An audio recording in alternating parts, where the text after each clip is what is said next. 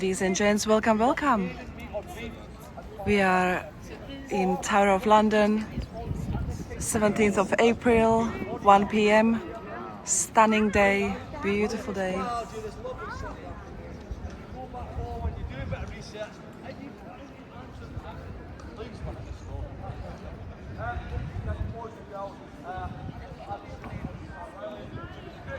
And we are going to walk around a little bit.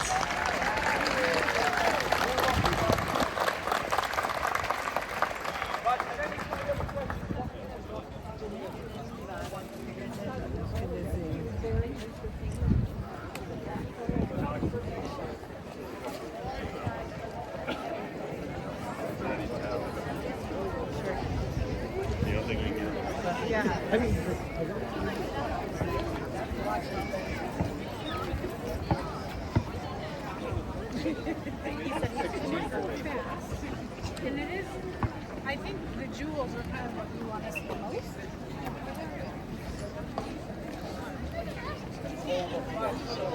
Every time I keep going around looking at things, so that's got to change, that's got to change. I'm sure somebody's all over it. Yeah, they'll all be changed, yeah. Hi guys. You're welcome, absolutely welcome. I hope you enjoy that, yeah. No, only sort of like in the last 3 or 4 years of my, when I was in the Air Force, yeah, sort of crazy. You don't really think about it, but you get to the rank of Warrant Officer, you think, oh, I'm into history, I like that, you know, and then just, yeah, live here, yeah. We all live here, yeah. Are you allowed to? You were, that's very generous, we're not allowed to, but thank you very much for that. Thank you. Yeah. Enjoy there. You know, Yeah, I'll tell you with £10 for a bit of cake in there anyway. Okay. I just wanted to get a picture. Yeah, of course you can, yeah. Our anniversary. Let's make a trip. Gotcha. What's it about your 21st anniversary now? You two young folks like you? Yeah. Double that.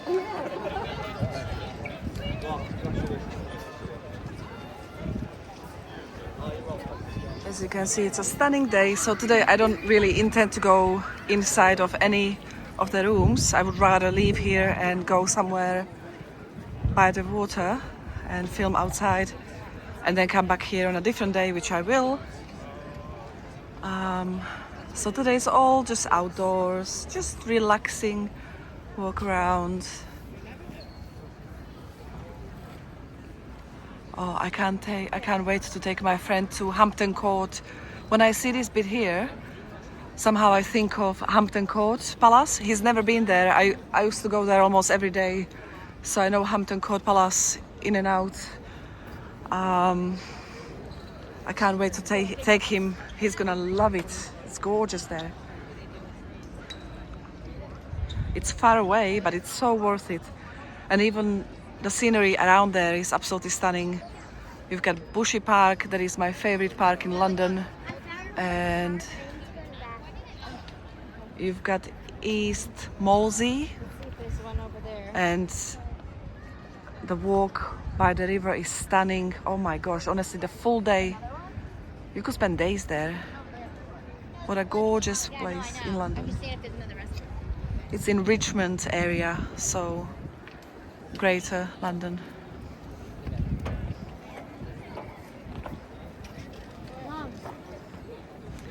Last time I came here was in 2004 or 2005. The first time and last time I came to this place. So I don't know much about it, I'll be honest, but I've got a lot to learn apparently.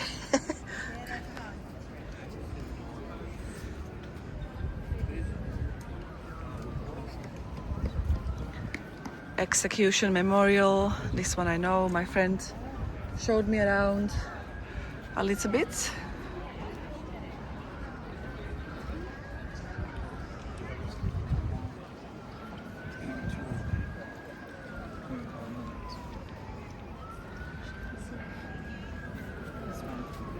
I think, I remember correctly, this is one that you could listen to anywhere.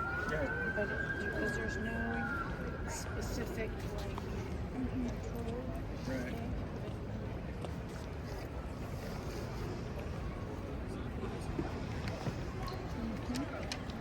Right. there is a new tour starting quite soon. I might take the next one if there is one later on. And of course, sooner or later I'll start asking these people here if Tower of London lives up to its reputation of being the most haunted place in England, if not in the world. And this guy, did I hear him? He was saying he lived here or lives here. So he would be the perfect person to tell me all about the ghosts. But he's busy.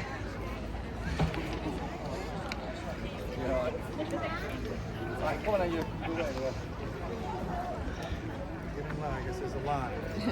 So everybody gets their chance. Take a picture.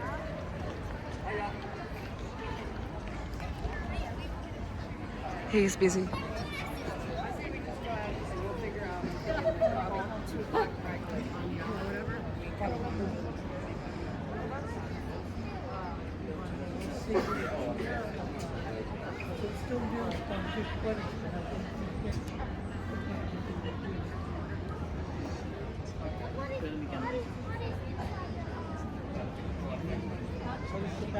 Where the soldiers live. These cannons were from 1814. So 200 years ago, Alex.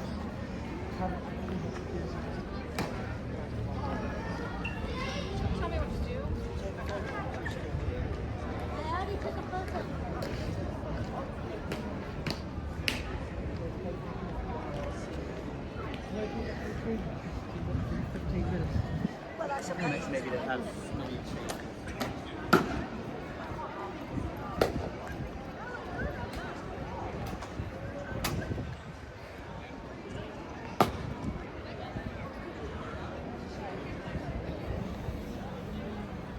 Oh, I just missed that.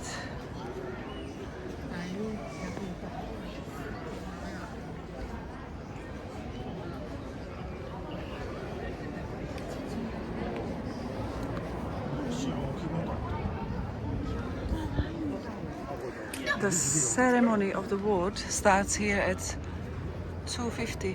Okay. Well, I'll be here.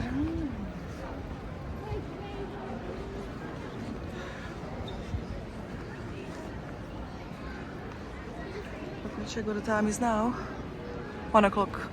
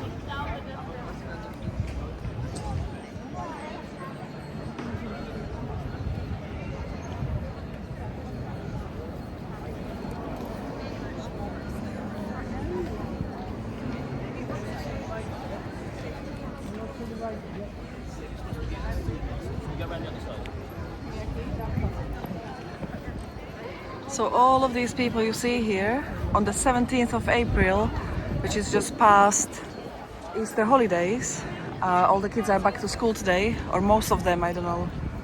Maybe different school have different schedule and stuff. They are here to see the crown jewels, and that's a long queue for it not being summer holidays, you know, or half term. I can't imagine what's gonna happen here during the summer, but subscribe because I will show you. I will be here. I'm not going anywhere. I'll be here.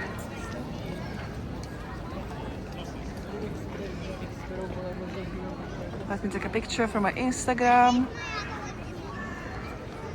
There.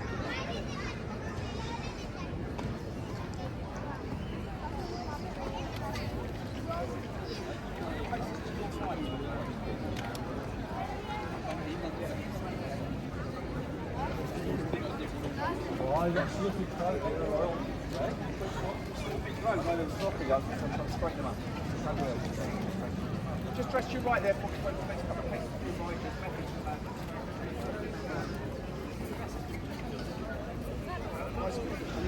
Goes that way. Oh my gosh, bloody tower.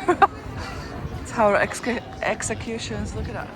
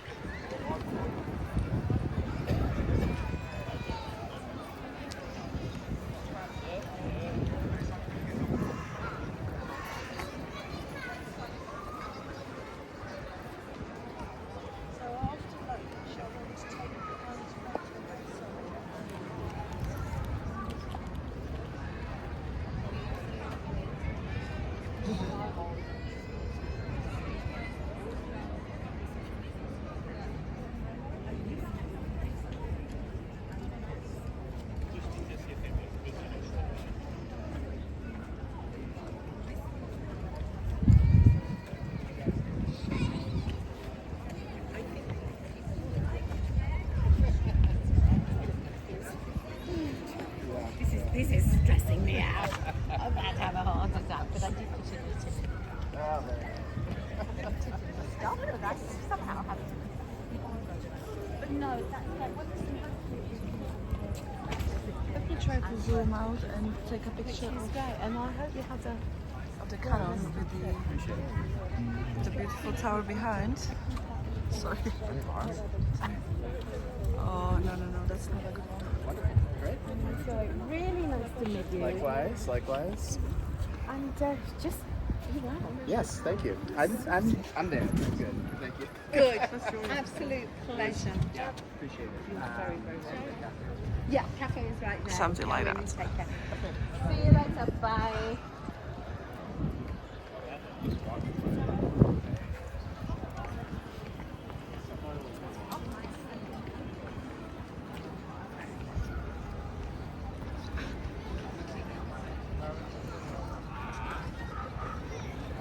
Look, there are cannons everywhere, even at the entry of this place here.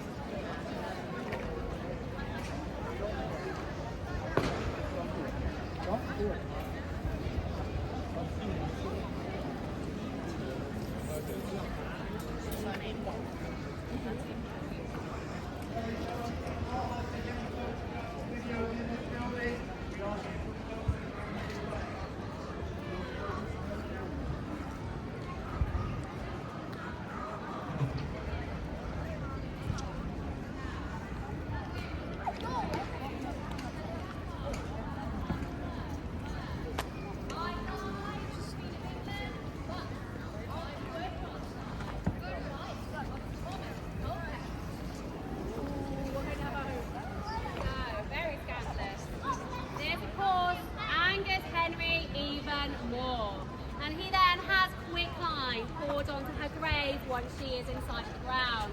And this dissolves not only her body but her bones too. So poor Queen Catherine Howard, there are no remains left for her. Now, it's going to be 12 years before the axe is going to fall again. This time, it is for the tragic, innocent, uncrowned queen of just 9 days, 17-year-old Lady Jane Grey.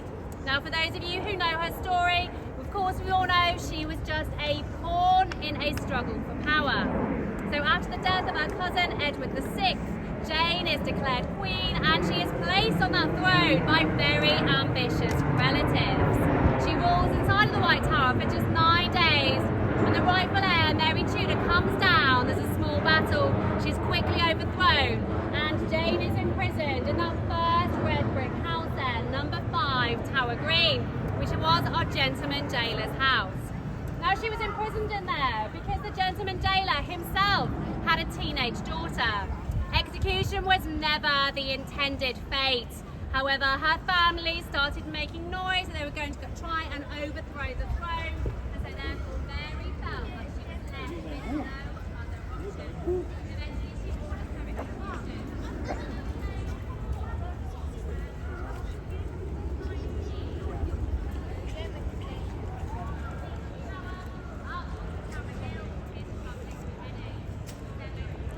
Okay, let's get out of here.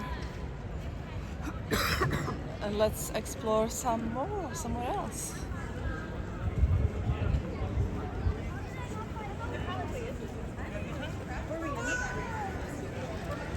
By that I mean out of this area, not out of Tower of London.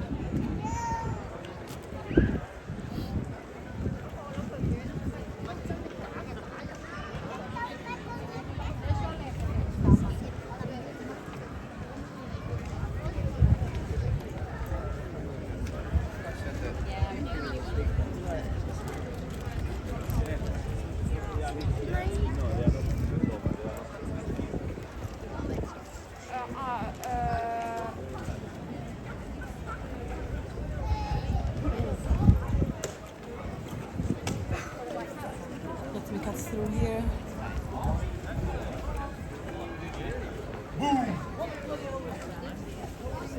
Oh my gosh. I get a little bit scared of these monkeys here because spending so much time in Thailand, I'm completely used to these kind of scenarios where they sit and I get scared how big they are.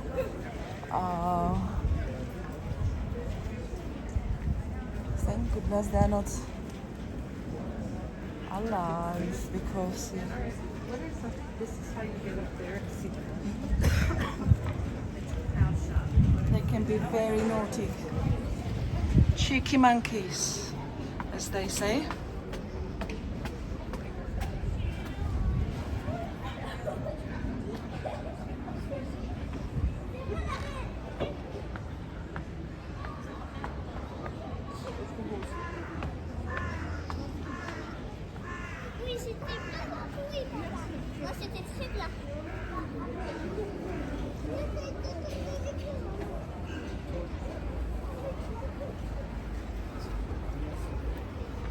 Wow, look at the queue from here, guys.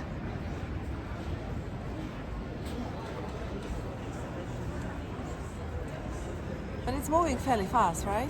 It's not too bad. But imagine it's heat wave, which is gonna come, and you have to queue here with not much shade. That's gonna be tough.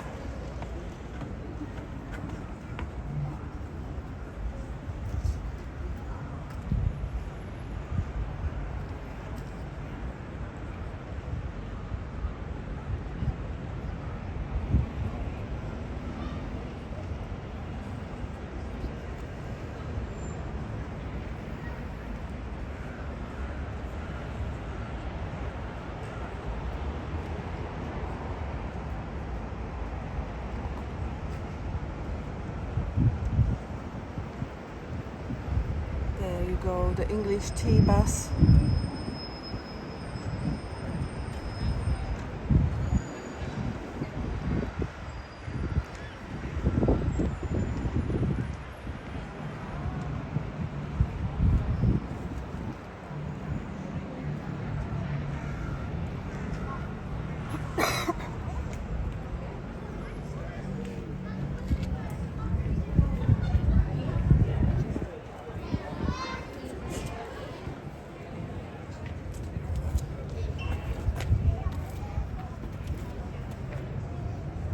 camera, no nothing.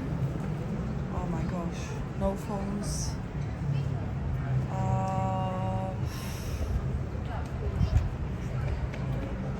I got myself into a situation here. Can I go through? Can I not? It's gonna spit me out somewhere there. Okay, let's go through. Let's see what's gonna happen.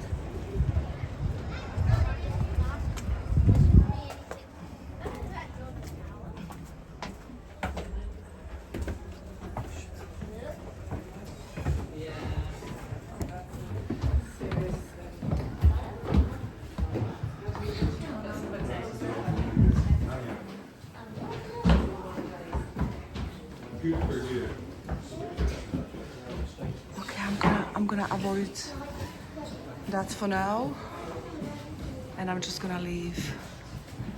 As I said, I'll be going through all the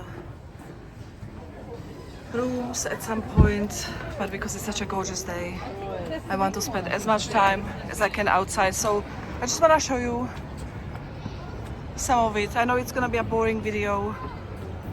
If you feel like watching, feel free.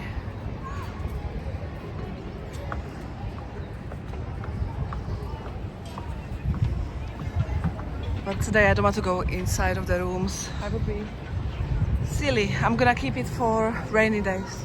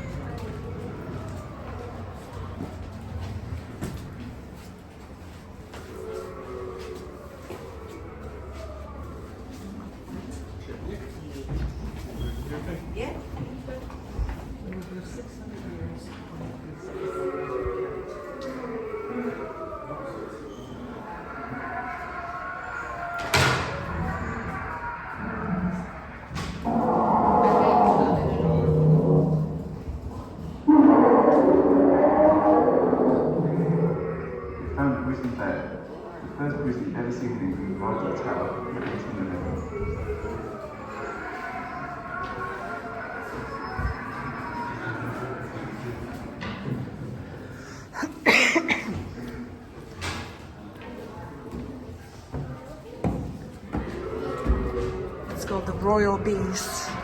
Let me actually show you just quickly.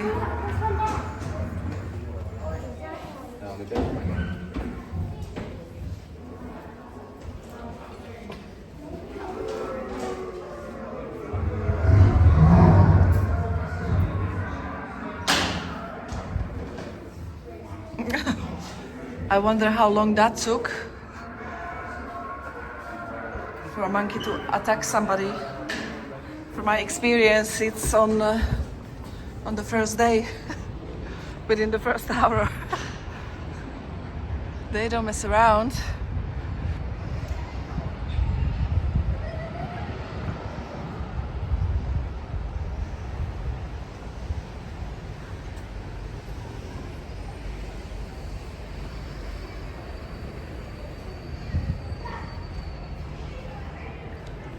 Yeah, I'll have to call this video something like walking around the outside of Tower of London so that people don't expect to see any rooms and stuff.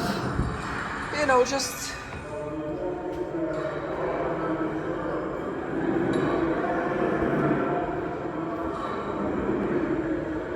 showing you some of that. I mean, it's such a big location, it's hard to show everything in one go. Maybe one day, when I get a better feel for the area, I can make a lovely, let's say 2-3 hour video and have a nice system. But as I said, this is my first time here since 2005. I can't remember a thing.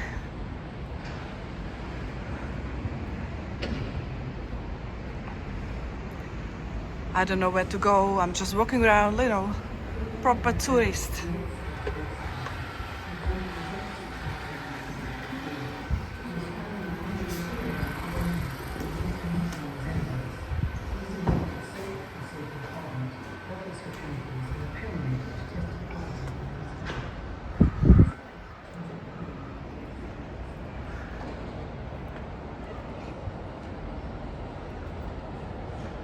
take a picture of that. That's a nice angle.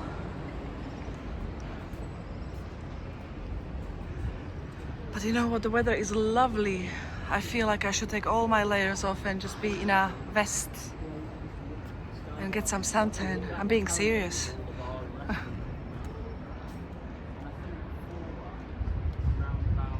It says 16 degrees, but it feels like 20. It's very nice.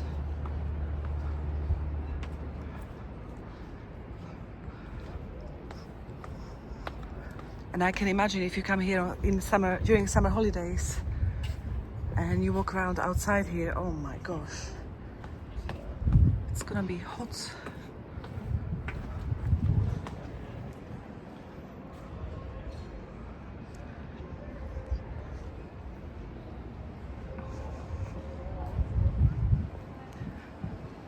But the good thing is I can walk around here without charging my equipment, my filming equipment, because there will be nobody coming on a bike stealing it. So for me, this is a day to relax. I don't have to watch my back.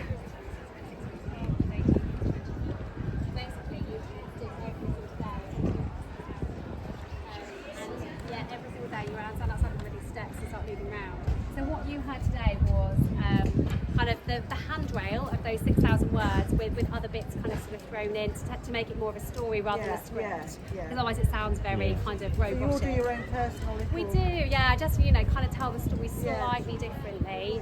But, you know, that's the handrail that we must learn though to start with. Because we watched the series, didn't we? So you'd have seen that, people practicing all the stones.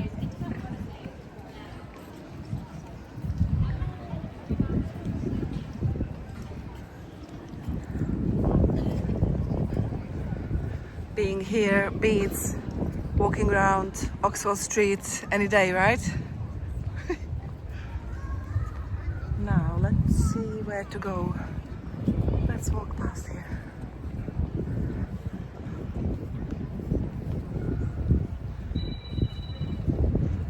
I should take a picture of this though.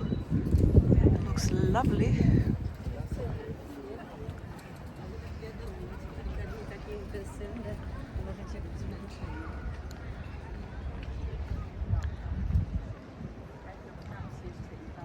It's been raining so much these days. I'm very happy not to have an umbrella with me.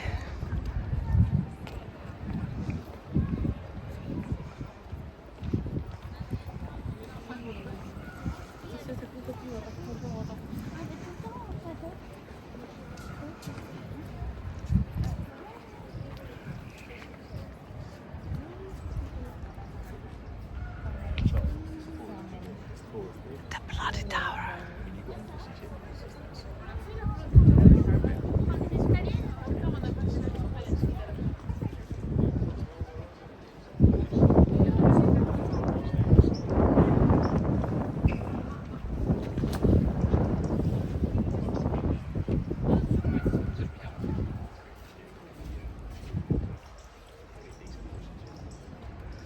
We can go down there as well.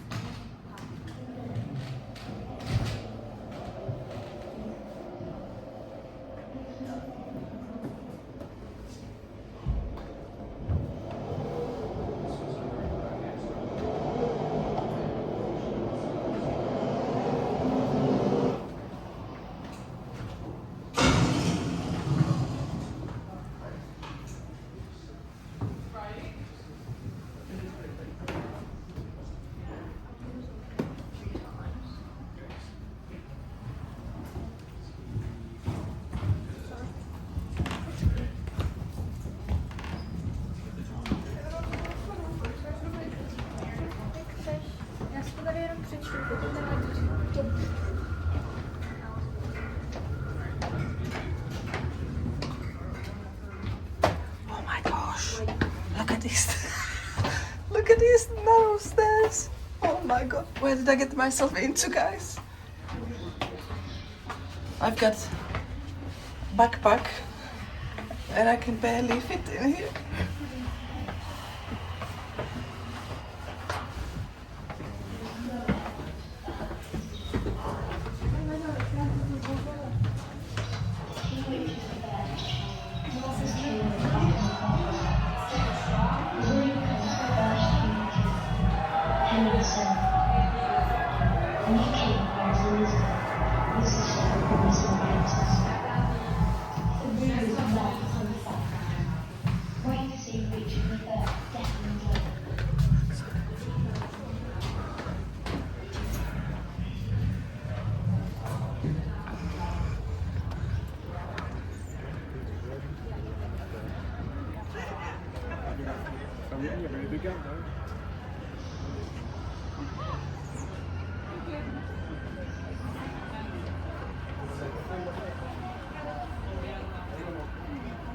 So somehow I thought I would be able to walk around the wall, as my friend calls it, like uninterrupted.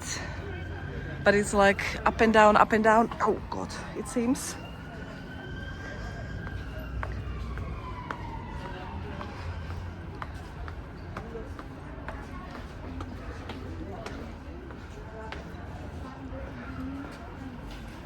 Oh, it's nice. Oh, yeah. Yeah.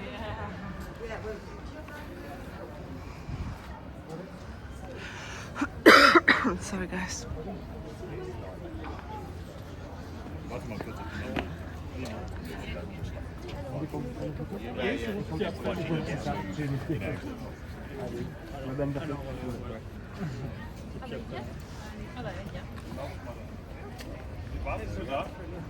Yeah.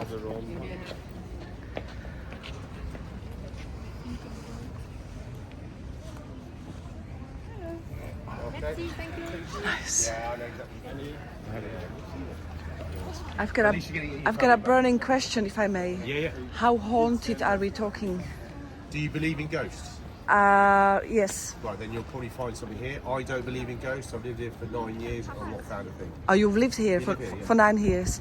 Didn't. My view is that when you're gone, you're gone. It's the stories that keeps this place alive. So when you're walking around here at night time, Yeah, even though my brain's quite scientific in nature, yeah. I don't believe in ghosts, but you walk around here, you can still get a bit of a tingle because you're aware of the stories that took place. Yeah.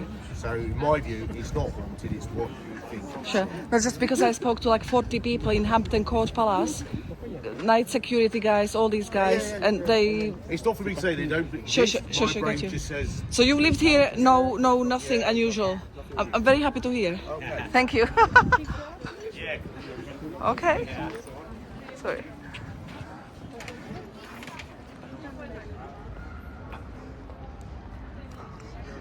The ghosts don't like him. He's lucky. He's lucky. I'm a magnet for ghosts. Oh, I love this place. I can't get enough. So beautiful.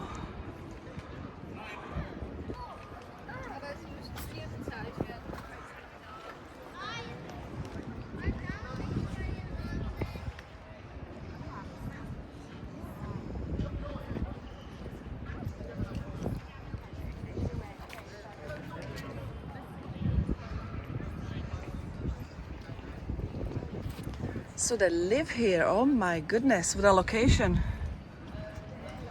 Living in the tower.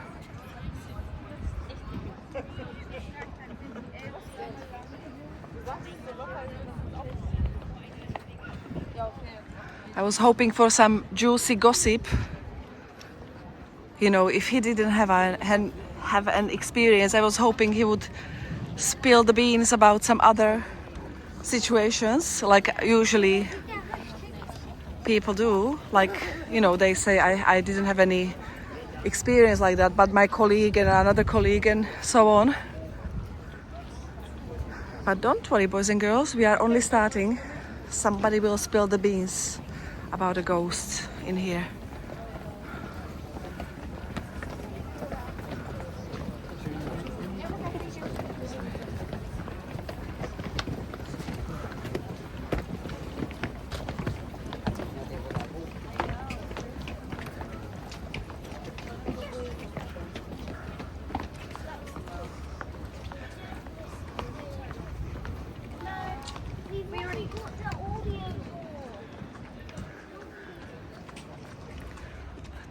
it up.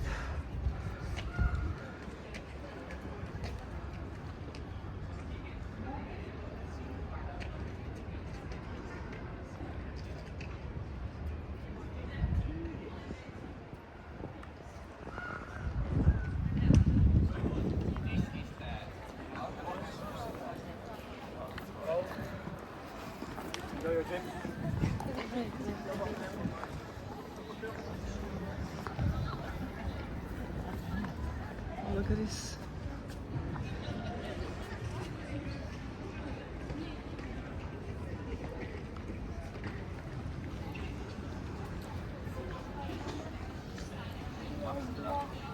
Torture at a tower, my goodness.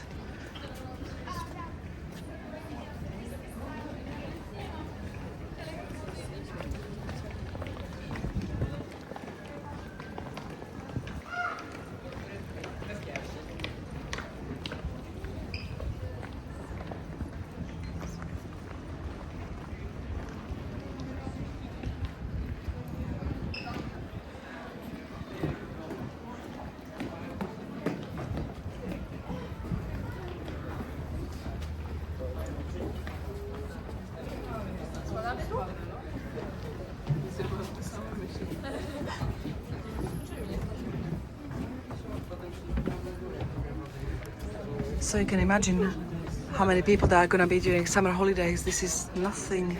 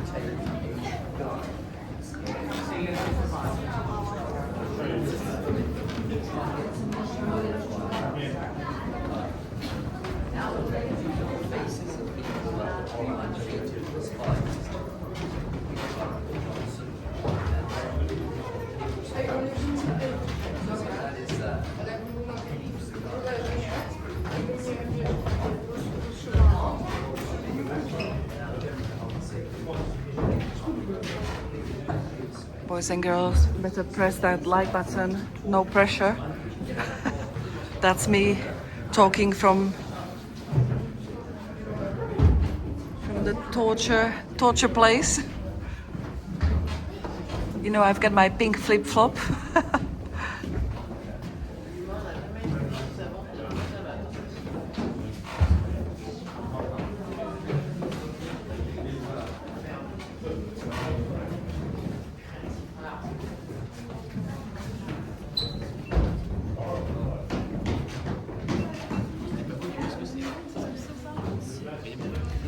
It's called the rack. The prisoner lies in the middle of the frame and puts his hands beside upper roller. Opposite directions.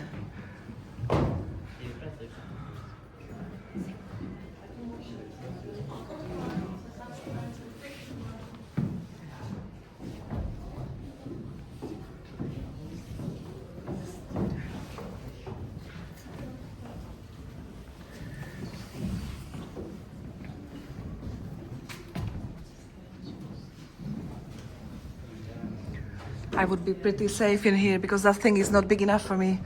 I'm 2 meters tall. They could not really stretch me anymore. I'm stretched enough.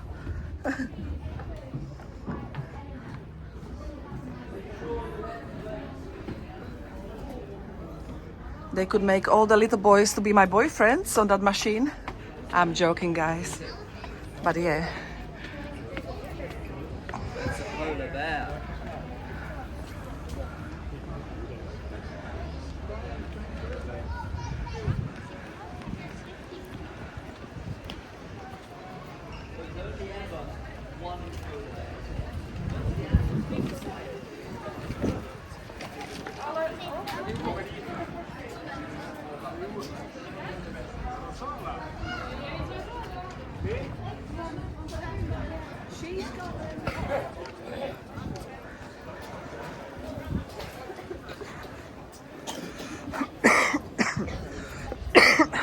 Il est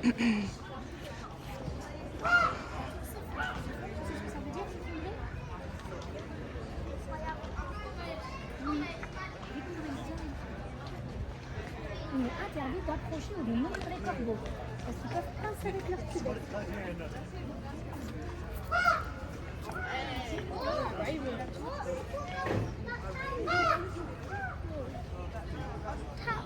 Hello.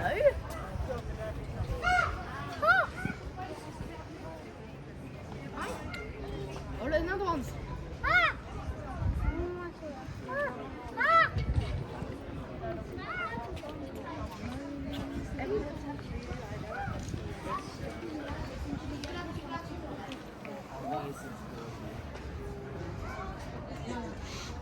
Mais d'habitude, ils sont en liberté partout. C'est pour ça qu'ils disent attention à ne pas leur mettre des coups de bec.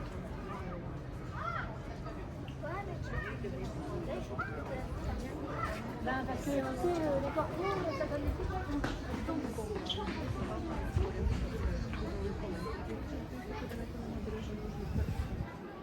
Mene bi to bojalo.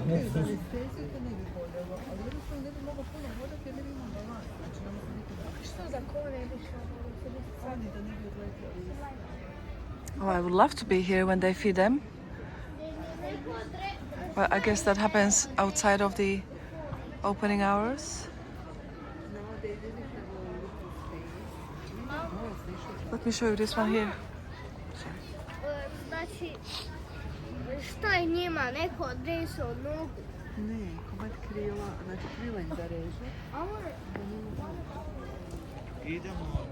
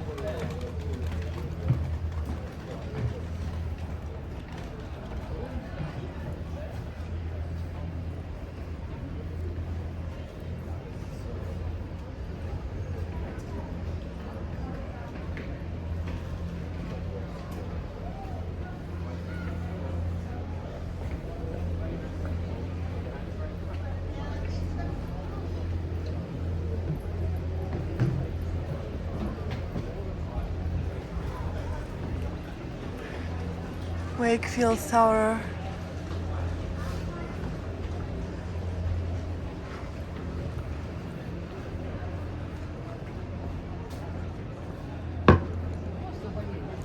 Traitors Gates.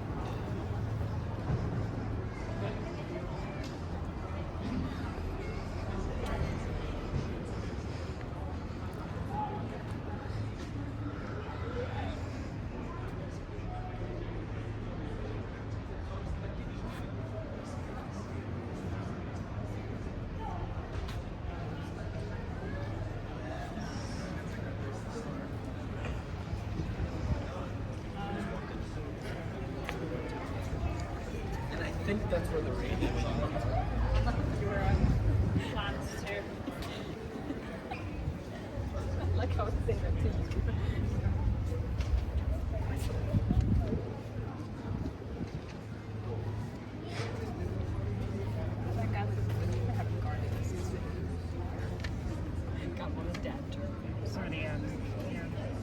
What are secrets they're keeping?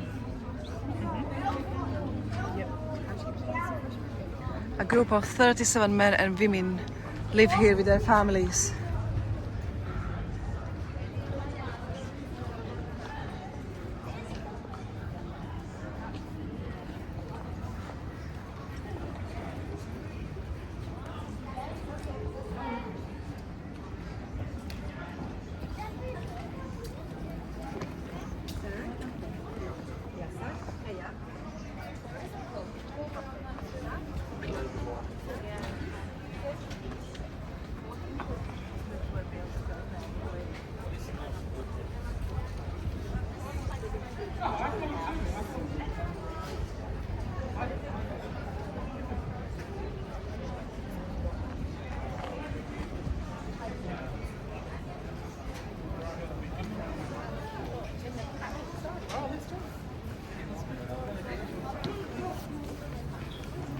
Il y aura des corbeaux.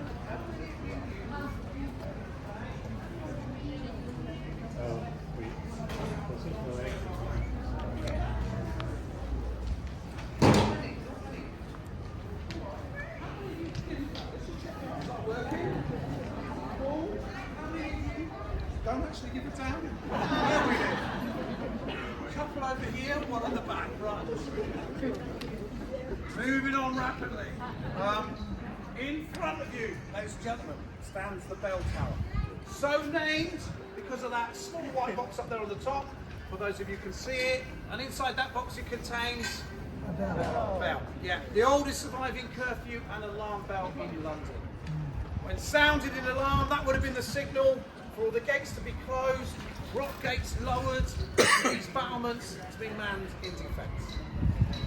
Inside, well, there's just two circular prison chambers. And we know we've had some very famous prisoners inside these two cells. The man for all seasons, Sir Thomas More, one-time Lord Chancellor of England, so Prime Minister, was held in the lower chamber for refusing to accept King Henry VIII as head of the Church of England. At the same time, and for the same reason, John Fisher, Bishop of Rochester, was held in the upper chamber, known as the Strong Room. While both of these men were to suffer terribly, but they could not be persuaded to abandon their religious beliefs and finally were taken out onto Tower Hill for public beheading. 400 years later, in 1935, both of these men were canonised as saints of the Roman Catholic faith in recognition for their suffering in here. Now, another famous prisoner to be held up there in the bell tower was the young Princess Elizabeth Tudor. Her half-sister, Queen Mary Tudor, Bloody Mary, had reason to believe Elizabeth was implicated in the Sir Thomas Wyatt rebellion against the Queen's plans to marry Philip of Spain. Well, fortunately, Elizabeth was proven innocent and banished for a time to Woodstock Palace. But after a brief space of just 4 years, Elizabeth was to return to the Tower to prepare for her own coronation. And this would turn out to be one of her last visits here to the Tower of London during her long reign of nearly 45 years. Basically, Elizabeth, okay, so I'm now talking about Queen Elizabeth I, was petrified of the Tower of London. After all, her mother, Queen Anne Boleyn, was executed here on Tower Green. She spent time up there in that bell tower thinking she was going to go the same way. As it turned out though, she held off the Scottish, she held off the French, and she sank the Spanish Armada. All those ships coming to invade England. Effectively, she bankrupted Spain overnight and removed what was at the time a massive problem. So I think she turned out to be one of our very best queens after all. Yay! Yay! Nearly. We are getting there. Okay. Should we do one more story here? Yes. Right. James Scott, the Duke of Monmouth. eldest of 13 children of King Charles II. Now, I mentioned Charles II, so I may as well mention he had an interesting nickname. He was nicknamed the Merry Monarch because of those at least 13 kids, none of them came from his wife. Okay? He was out there working very hard to earn that nickname. Now, after the death of his father, in 1685, this handsome and popular young man was persuaded to stake his claim to the throne by virtue of his uncle, King James II, being a known Roman Catholic. Well, to press home his claim, he landed in the west country of England and marched inland, gathering popular Protestant support in what is now known as the Monmouth Rebellion. Well, that revolt was crushed at the Battle of Sedgemoor on the 6th of July, 1685. But the leader, James Scott, managed to escape the battlefield and evade capture for about a week, until they found him hiding in a ditch. Condemned to death in his absence, there was no need for a trial.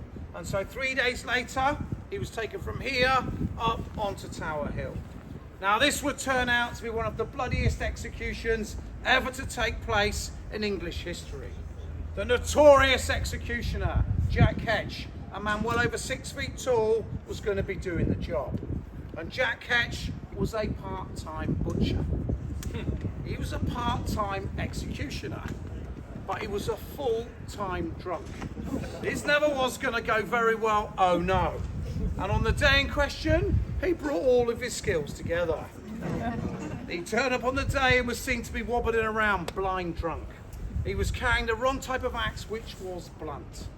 Well, James Scott did the only thing that he could do in a situation like this, and he paid his executioner 6 guineas and challenged him to do a good job.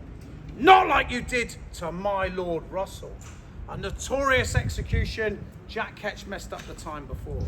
In fact, he messed it up so badly, he was forced to write an explanation about it in the newspapers of London to explain himself. In short, he responded with, he didn't hold himself in a gentlemanly manner. That means he moved. Now, I don't know if it's a good idea to torment or even unnerve your executioner before he attempts to take your head off in front of a large crowd. Because, as the story goes, after the first blow of the axe, James Scott actually jumped up from the block, holding the top of his head, which now had a bit missing out of it, and once again challenged his executioner to do a good job, or words to that effect. Anyway, back down on the block he went, but after 2 or 3 more blows of that axe, still with a grunting and groaning James Scott, Jack Ketch the executioner actually gave up. He threw down his axe and declared, "I cannot continue. My heart's not in it." Well, the sheriffs of London on Tower Hill said, "You better pick up that axe and do it quickly for all our sakes." There were thousands of people watching this execution, and none of them wanted to see that handsome man being butchered in the way that he was. So Jack Ketch did as he was told. He picked up the axe and continued. But after another blow of that axe, still with a conscious James Scott, Jack Ketch gave up again. He threw down his axe, took out his butcher's carving knife, and he finally silenced James Scott, completing the task with that. Not a good way to go, I think you would all agree. But that's not the interesting part of this story. The interesting bit is, we then brought both his head and body back into the tower. It was sewn together once more and then buried inside the Chapel Royal of St. Peter ad Vincula about 24 hours later. Why did we do that, you must be thinking? Well, it sort of made sense, but a bit late in the day, they had realised this eldest son of a king, they never had his portrait. Get the head, get the body. Sewed it back together and they painted his portrait. Wrong on all sorts of levels, I think you'd agree. Now, you can go and see that portrait if you want. National Portrait Gallery, Trafalgar Square, free to get in, fantastic. When you're walking around in there, you're looking for the portrait where he's lacking a bit of colour in his cheeks. That was one of my best jokes, by the way. Managing those expectations. Right, okay, should we move on? Right, follow me, quick as you can.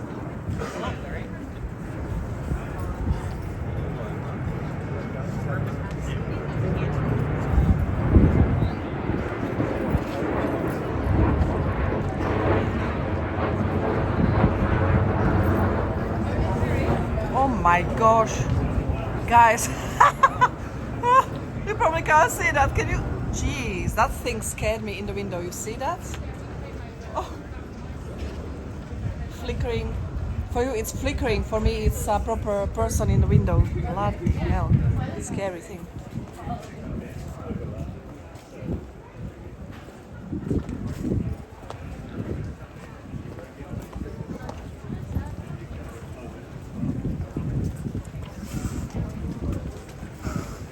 Don't worry, boys and girls, we are gonna follow this man. We are gonna listen to what he has to say. So, Mummy said your cricket's going on quite well. It's a big group, so many people. I missed a little bit of the beginning of this tour, but don't worry, I'll be back and I'll get it all in. Today is just gonna be bits and pieces, just a little teaser for what's coming next, okay? So you'll have to subscribe to see the rest. I mean, I'm gonna follow him today, but I mean, you know, for the complete tour, that's what I mean. Right, welcome to the most famous, or should I say infamous gate in the world, Traitor's Gate. Built on orders of King Edward I as he required a safer, more usable entrance into the tower. So rather than travelling on those packed streets of London out there where convoys could be attacked, stores stolen, or the prisoners set free, he decided to use the River Thames as a highway.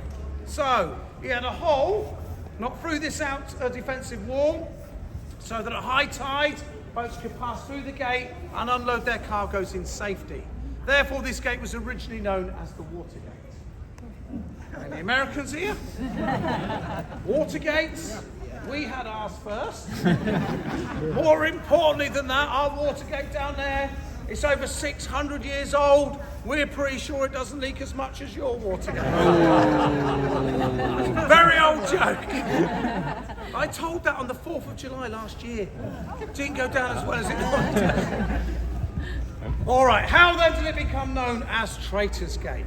Well, this occurred during the Tudor period, due to the large number of traitors to enter this fortress, this mighty fortress, through those grim gates. Amongst them, no less than 4 Queens of England. So, Queen Anne Boleyn, Queen Catherine Howard, Lady Jane Grey, the uncrowned Queen of only 9 days, and Princess Elizabeth Tudor, later Queen Elizabeth I. Of those 4 queens, 3 were executed, 1 would survive. High dignitaries of the church, no exception. Archbishop Cranmer, Bishops Latimer and Ridley were brought into the Tower during the reign of Queen Mary Tudor, so that's Bloody Mary. And those religious men were later taken to Oxford and burnt at the stake for heresy. Those and many more unfortunate souls would have travelled down the River Thames from their trials at London's Guildhall or the Palace of Westminster. Passed through those gates, landed at those steps to be met by the yeoman jailer with his axe and an escort of yeoman warders. They would then be taken through the Bloody Tower archway just behind you there to the cells to await whatever fate had in store. Now, for many of these people, it was just going to be a short journey back out of the tower to their place of execution. Now, let me put a little bit of meat on the bones to that story. Okay, just imagine that you're all Londoners and there's a big trial happening in London. Let's just say it's down at Westminster, a couple of miles down up the river that way. You're all going to be talking about it. What's going to happen? What's going to happen? Well, as that trial comes to an end, they will send word here to the tower, to the yeoman jailer. The yeoman jailer is my current day boss. He still carries an axe on parade with him to this day. So anyway, he gets the message, the trial's coming to an end. He gets in a barge here, sails down the river, picks up the prisoner. As they're coming back down here towards the tower, you Londoners, you're all running to the riverbank and you are looking at the jailer. But more specifically, you are looking at the jailer's axe, the blade of the axe. If the blade of the axe is facing the prisoner, what do you think's going to happen? He's going to die, isn't he? That is a condemned man right there. Chop, chop. All right, and that's how they would spread the news all along the river very, very quickly.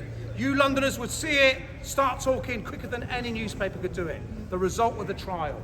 Symbology. Make sense? Brilliant. Right. That one up there, the Bloody Tower. Like most of the towers, within the tower, we've had some famous prisons in there as well. Have you heard of a gentleman called Sir Walter Raleigh? Heard of him? Okay, he was around, if you haven't, don't worry. He was around during the time of Queen Elizabeth I. He was a navigator, an explorer, a pirate. He was robbing the Spanish on the high seas, quietly passing that money back to Queen Elizabeth I. He was a great favourite of Queen Elizabeth I. He was a statesman in Parliament, a historian. He brought us potato, tobacco back from the New World. This was a busy man, but most of all, he was a character.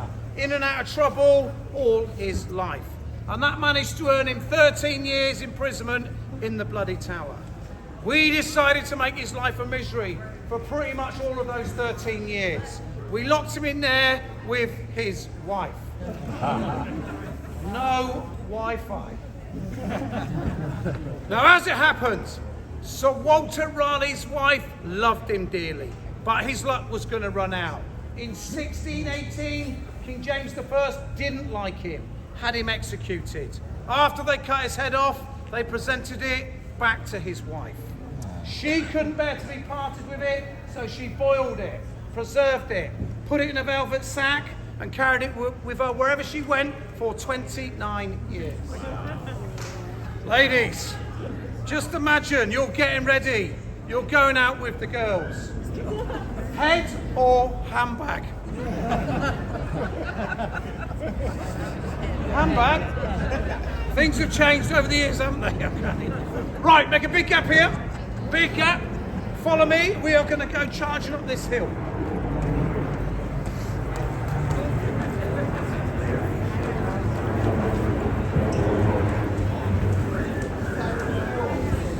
The man is getting a tan. His neck is all red already.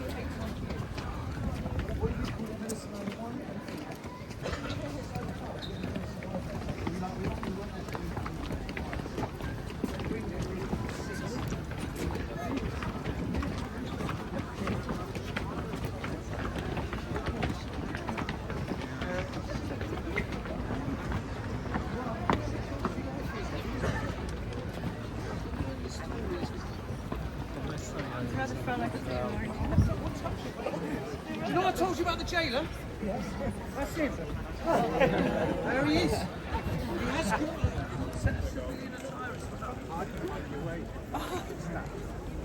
He said that's his boss, the jailer.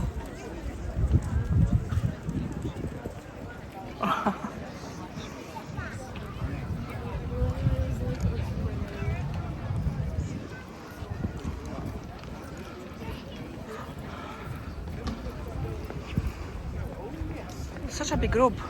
It's hard to get close to him so you can hear better. He actually got carted off to hospital in the middle of the night last night. Whoa. Hurt his back. He's got a bad back and he got taken away. Breakdancing. Yeah, he was doing something. The party got out of hands. Right, come on round. There is a step all the way around me, kids. If you want to sit on it, you can. There's a bar. If you want to sit down, we're here for the rest of the time, so get comfortable. Right. Have you all seen a raven at the tower today? Yeah. If you haven't, can you hear one? Listen. There he is on that. There's one on that wall. Can you see it? Yeah. Just over there. Look, loads of people looking at it. Oh yeah. All our ravens. Follow the wall down. There's a bird on it. That is a raven. Right? See it? Right. Oh. Hey. Right. I'll tell you what. That's a raven. Okay. Shall I tell you about the ravens? Yeah. Right. Ravens. Largest members of the crow family. Okay, when you get up close to them, they are about that big. They have been here way before this tower was ever built. So originally nesting in all the trees around London, but then later the turrets.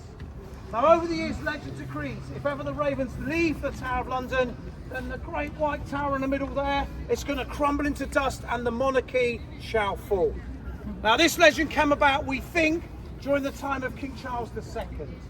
His royal astronomer, John Flamsteed, he wanted to get rid of the ravens. He said that they were a pest, they were pooing on his instruments. Charles II agreed and said, get rid of them horrible things. However, it was pointed out to him by some of his more superstitious subjects that actually your family history is not that great. Your father, Charles I, was beheaded. We lost our monarchy. We became a republic for about 11 years under Oliver Cromwell, and we didn't like it. Charles II had to think about this. He was superstitious. Most people were in those days. He'd seen the plague, he'd seen the Great Fire of London. He didn't want any more trouble on his watch. So he decreed a royal decree. We'd have 6 ravens here at the tower forevermore. That is why we think we've got these birds here to this day. Now, they're all in cages at the moment, apart from him. They've been in there 5 months because of bird flu. We think we're just about to get, DEFRA runs it, they're just about to lift it. I think they might even come out this week. And they're normally always out, okay? When we put them all in, we couldn't catch him. So he's been out for 5 months. Why hasn't he flown off? Food? Yeah, that's one of the reasons. What controls the men more than food? The women. Where do you think his girlfriend is? We caught her first, stuck her in there. He's been sat on that cage for 5 months. He's built a nest up there. He hasn't got to wait too much longer, okay? Good luck to him, he's waiting a long time. But there he is, that's him. That's Jubilee, by the way, Jubilee. Ravens have got a bad reputation, haven't they? Yeah. We associate them with the dead, the dying, the supernatural. Okay, they got that reputation over thousands of years. People watching ravens feeding on corpses, all that sort of thing. But when it comes to the Tower of London, he's a good omen, or they're a good omen, aren't they? Because if they leave, that crumbles into dust, the monarchy falls, I will be unemployed. Oh, great. Okay, so a little bit about the ravens there. How many ravens you got? 6. No. 8. 2 spare. There you go. Anyway, moving on quickly. Welcome to Tower Green, the village green of the Tower of London. Now, unlike most village greens that you might discover across this country, where you could find a pub or something like that, we've got something quite unique on our village green. Our very own execution site. Now that cobbled area behind you on the floor, have a look at it in a minute, must not be confused with the public scaffold on Tower Hill. Only a handful of people were executed down here, but 3 of those were Queens of England. I'll tell you about them in a minute. Before that, I'll point a few things out. So first of all, if you look in that corner, you've got that black and white Tudor building there, being guarded by a guardsman from the Welsh Guards. That is the King's house. Yes, ladies and gentlemen, that is the King's house. A perfectly preserved Tudor residence that still serves as the home of the Constable of the Tower and his family. The current Constable is called General Sir Gordon Messenger. All right, we select our constables traditionally from heads of the British Army, Navy or Air Force. He is the 162nd Constable in the row since the Norman invasion. Interesting fact about the Constable of the Tower. He is the only man in this land that does not need an appointment to see the King, or previously to see the Queen. Imagine you put somebody in charge of your army. If they knock on your door in the middle of the night, you wouldn't normally say, tell him to come back in the morning. Okay, it's going to be important. His Majesty's door will always be open for the Constable. Now, being the home of such important officials throughout history, it stands we've had some very important prisoners in there also. The Marquis of Tullibardine and Lord Lovett were held in there after the failure of the Second Jacobite Rebellion, 1745. At a much earlier period, it's believed the 5th wife of King Henry VIII, Queen Catherine Howard, was also held in there. During the Second World War, if ever we caught hold of Adolf Hitler, we were determined to catch him. He was going to come here to the Tower. More specifically, we were going to put him in the King's house. We didn't catch Adolf Hitler, did we? You all know that. But we did get his second in command, Rudolf Hess. We locked him up in there for 4 days in May 1941. But something was happening in Great Britain. September 1940 all the way through to May 1941. What was it, ladies and gentlemen? Blitz. Wow, on fire, guys. The Blitz, awesome. And the Blitz was a massive step up from the bombings. It went on for about 8 months. The bombing of all the major cities and ports right across Great Britain. Well, what did that mean for London? At its worst, at its peak, 57 consecutive days or nights of the bombing of London, designed to break the morale of the British people and soften us all up in preparation for Operation Sea Lion, the mainland invasion of Great Britain by Nazi Germany. Well, the Blitz failed. It wasn't concentrated enough. The Battle of Britain had taken place, hadn't it, right above our heads. And that was a sustained battle. It was a long battle. But nevertheless, we won that battle. But we needed him alive in there, didn't we? That's second in command of Germany in there. Adolf Hitler was furious. So we had to get him out of there, put him in the countryside for his own safety, got the information we wanted from him. After the war, we took him back to Germany, put him through his war crime tribunal in Nuremberg, and he was sentenced to life imprisonment, Spandau Prison, Berlin. He was found dead in his cell, 1987, believed to have committed suicide. So there you have it, Rudolf Hess. That's worth a mention in there. That's the Beauchamp Tower. Behind that arched window used to be a state prison room. Looks like we've still got one in there. A lot of graffiti in there from prisoners. Most of that stuff's 500 years old. It's like 92 or 93 cases of graffiti in there. And it is their last thoughts getting carved on those walls. One of them says something like, "To whom you tell your secret, you give liberty." And that is very true, isn't it? If you don't want to get bullied or blackmailed, then don't tell somebody your best secret.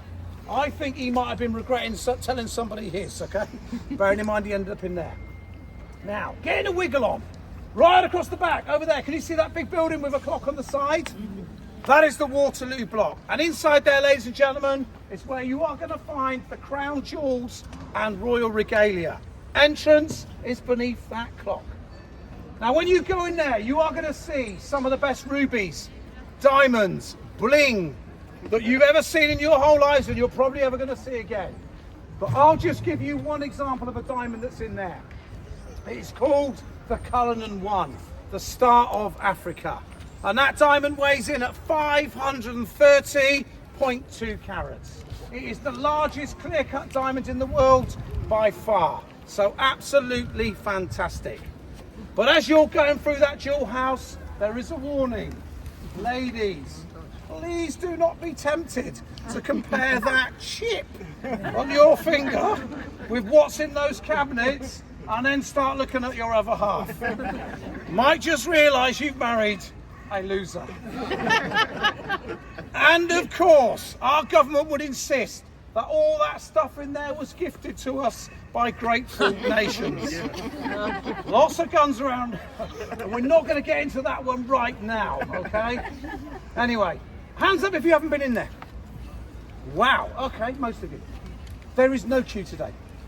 This is the first day after half term, the first day after spring break, when it's been packed for about a month. Average time each day, an hour. Right, you're walking straight in now, so that's really good news, isn't it? Yes. Good, well done. Right, that's the reason why we're all here. The Great White Tower, built on the orders of William the Conqueror in 1078. It took 20 years to build that under the direction of Gundulf of Beck. Gundulf, not Gandalf. Okay? Our royal family lived and ruled up there on that top floor for 500 years. The middle floor was the banqueting hall, council chamber, accommodation for knights and their ladies, and the chapel of St. John the Evangelist. That lowest floor with windows, that was for soldiers and servants. Windows went in that building about 200 years ago. They are a new feature. Now there is another floor below ground level where stores, provisions, all that sort of thing was kept. But part of this floor had a far more sinister use as a dungeon and torture chamber. Here, the rack, scavenger's daughter, hanging in chains, and many other instruments of torture would have been used on those unfortunate souls. And that really was a dark and evil place, ladies and gentlemen, lightened only by the torturer's candles. There is no way any screams or cries would have been heard outside of those thick walls. Today, you'll be glad to hear, brightly lit down there, Very little trace of its former use remains. It is in fact a gift shop. Torturous prices, I hasten to shout. Yes, you can hear screams coming out of those tills all day long. Now, if you want to get in, got those wooden stairs on the south side. That is fantastic. Okay, I did say there were some victims on this site, didn't I? Well, the first one I'm going to tell you about in 1536 was Queen Anne Boleyn, and she was tried and found guilty on trumped-up charges of adultery, incest, treason, and just about anything else they could throw at her. Basically, she couldn't produce a son and heir for the king, and she had to be got rid of. Divorce was not an option. Well, Anne was executed at her own request, not by the axe, which she feared greatly, but in the French manner with a two-sided sword. Well, we didn't used to execute people with swords in those days. We used the axe. So we had to send for the executioner, and he came across from Calais in France.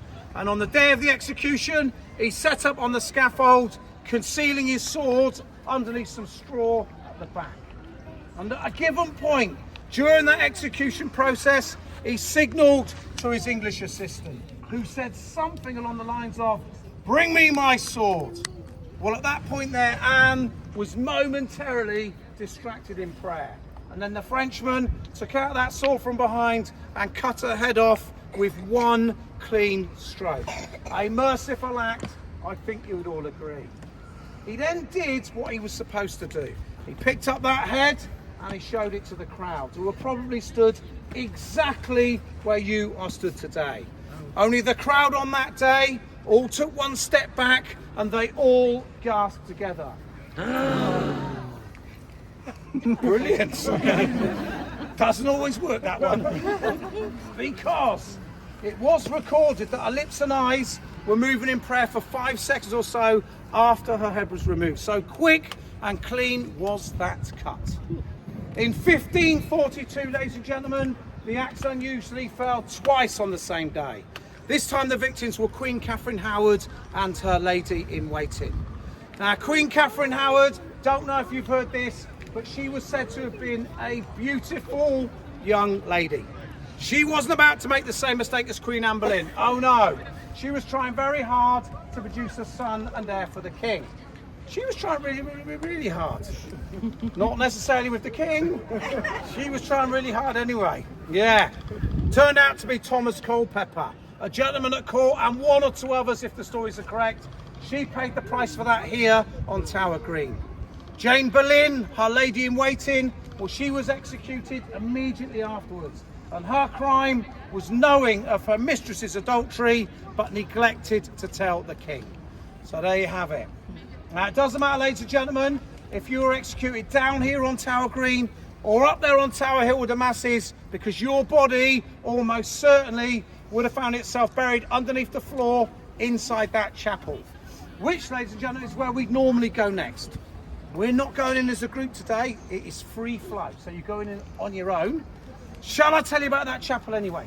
Yes. Right, this is interesting. That is a royal chapel, the Chapel Royal of St. Peter ad Vincula. That is Latin for St. Peter in chains. It's a royal chapel. There are 6, and it comes under direct jurisdiction of His Majesty the King to this very day. Nothing will happen in there without his permission. Now, just imagine that you are traitors, okay? If you get executed in the tower, we will not bury your body outside of the tower, where perhaps your family could come and dig you up and go and bury you somewhere with dignity. We would get your body, drag it along, take it in there and bury it somewhere in there underneath the floor. No friends or family by the graveside, no priest in attendance, and definitely no tombstone to mark the spot. You were not allowed to be a martyr. Does that make sense about what they were doing and why they were doing it? Yep? Yeah. Good. Okay. 1876, Queen Victoria walks in, and remember, it's a royal chapel. She got very angry very quickly. Where is the respect for all these people under the floor? There was none.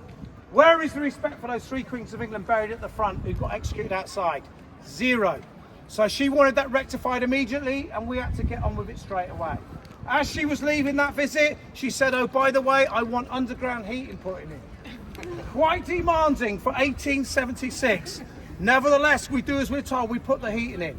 Still use it to this day, actually. It's always lovely and warm in that chapel. But to get the heating in, just the heating, we had to exhume 1,760 odd bodies from underneath the floor. They are now buried in the crypt. Of that 1,760 odd bodies, they think that they could identify 9. And 3 of those were the Queens of England. So Queen Anne Boleyn, Queen Catherine Howard, Lady Jane Grey. They are now buried right in front of the altar. Remember I told you about Jack Ketch butchering James Scott? 5 strokes of the axe to get his head off and all that. Remember that? Well, they found his body on that same dig. Evidence revealed that his head had indeed been sewn back on. He is now buried under the altar.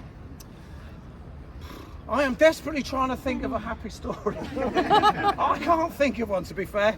So what I'm going to do is I will just finish up, okay? And I'll answer the most common question that you guys ask when you visit us at the Tower, and that is, what does it take to become a Yeoman Warder here at the Tower, and can I apply? Well, yes, you can apply if you meet the following criteria. You've got to serve for at least 22 years in the British Army, Navy or Air Force. I myself served for 29 years in the British Army. I was a tank commander before I came here, which might explain why I can't hear anything anymore. But it doesn't matter what service, 22 years minimum. You've also got to reach the rank of Sergeant Major or above, but not an officer. Okay, officers drink wine, we drink beer. That's a very subtle difference. And you've got to have one of these, a long service and good conduct medal. And what this means is for the last 15 years or so of your military career, you've got to be a good girl or a good boy. Or as we say in the British Army, Rule 13, don't get caught. We didn't, that's why we got a job here at the Tower. You then get to wear this amazing uniform. There it is. Shall I start with this? Yeah. All right, this is called a cipher, and it is Latin. All right, Elizabeth Seconda Regina. Elizabeth II Queen in Latin. This is our reigning monarch on the front of this uniform. Always, this is my boss.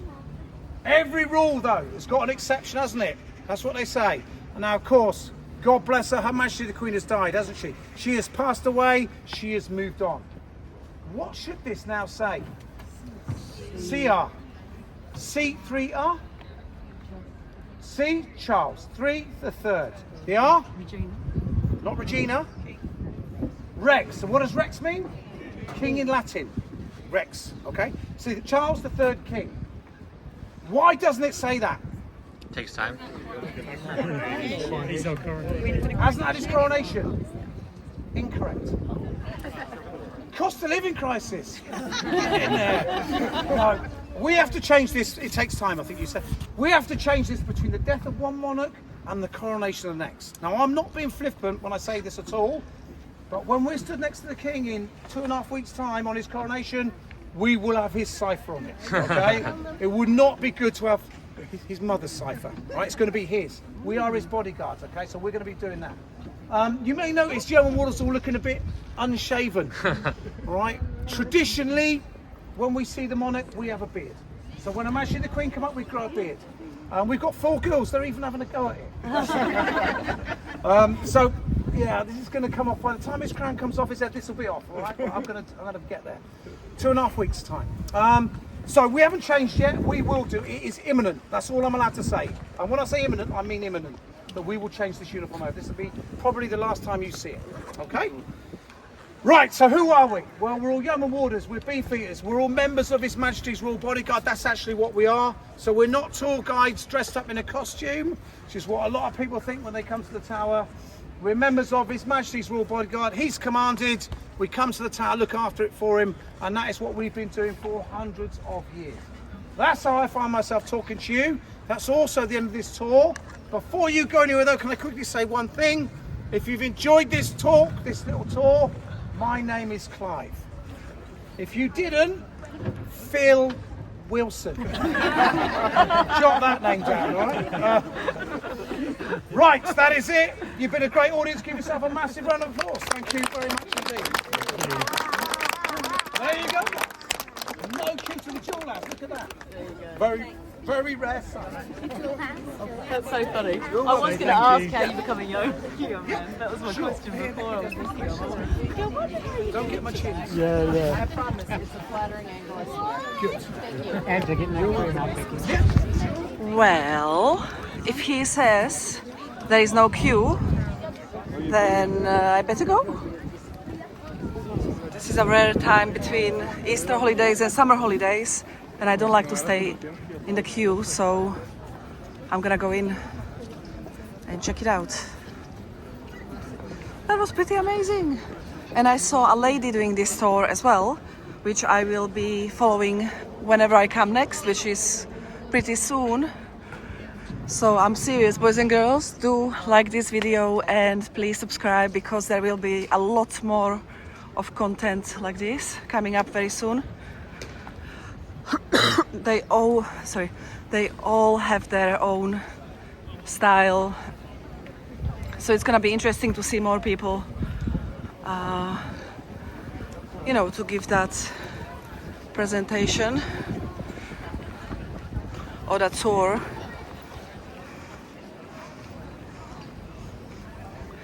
But I will have to close this video because no cameras are allowed inside, of course.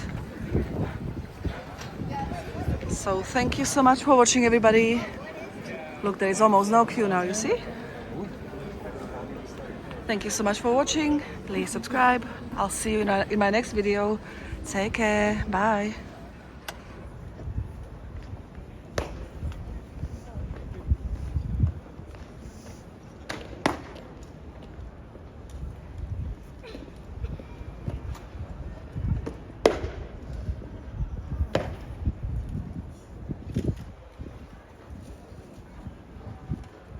Escort.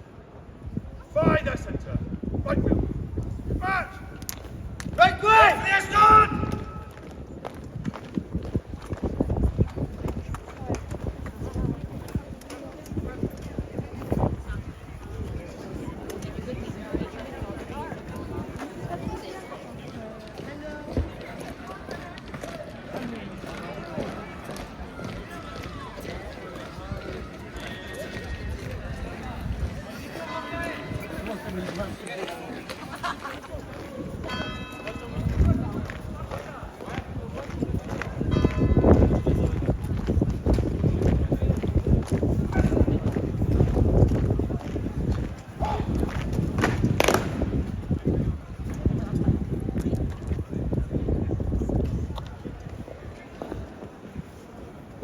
Let's cut to the wood. Yes. Miss.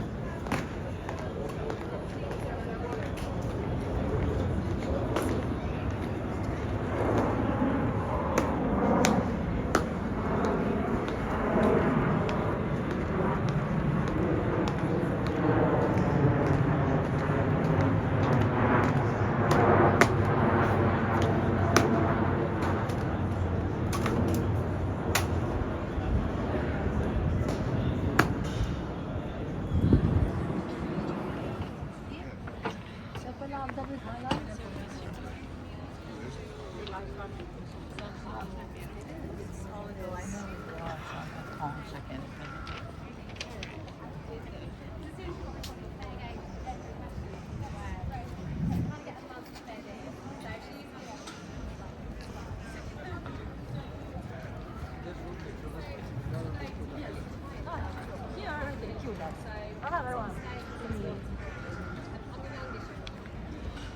of my colleagues are great teachers. So my children are 4, so we're all very different in our kind of ages when we arrive here. We need to still be robust in this job. So stand out in all weathers. We have duties to lock and close the tower and secure it. So you need to be able to get up and down on the stairs and on cobbles. So as long as you can do all that, really, that's important. That is very cool. Very cool. Okay, Kaz, come in. Yeah, sure. This Come on in. Really? Yep. He knows to take 15 pictures. So one good one. Thank you so You're much. very welcome. Can I ask a question? Yes. How many times per day do you do this tour? Because your voice must be tired after just one. Oh no, so we do 3 a day, but we don't do them every single day. Okay, so you get some rest. Yeah, so we have lots of different duties around the tower. So it's not like you go every hour or so. No. So the tours are every 30 minutes, but we only do 3 ourselves in one particular day. And Okay. then we'll have a couple of days off, do something else, then we'll be back on tours again. Because I can't cope with speaking. You have an amazing voice, like Oh, you're thank very you. powerful. So yeah. Thank And you. last question: have you ever seen or heard anything unusual, ghost-like? No. They don't like you. No, I'm joking. well, I kind of figure it's the opposite. They do like me, and that's why they're not haunting me. True. I figure, as Yeoman Warders here, we're here telling the stories of the Tower of London and keeping the history alive. So I figure they're not going to be cross with us. So they'll look after us and not. But you live in the we within do, the. yeah. All of us live inside the Tower of London because we're the custodians of the tower. So it's a myth. It's not really haunted. Well, I think if anyone's going to be haunted, it probably is likely to be here. Yeah. Perhaps I'm just one of the lucky ones that have. But have you heard from your colleagues, perhaps from other people? Possibly, it's difficult. We're all, I supposedly some people are more in tune more than others. Yeah. So maybe that has. No, because I googled it and it says like the most haunted place in the UK, or if not in the world, some terrible things happened here, so Yeah. it's likely. It's very Sure. likely. I'm just checking like first-hand experience, like if you've experienced something. I certainly walk through some parts of the tower a lot quicker than others at night time. But I've genuinely never seen anything. Amazing. Thank you so much. That's all right. Thank You're you. welcome. So yeah, boys and girls.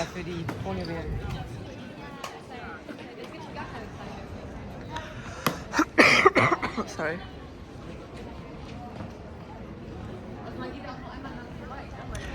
These are not the answers I was getting in Hampton Court Palace.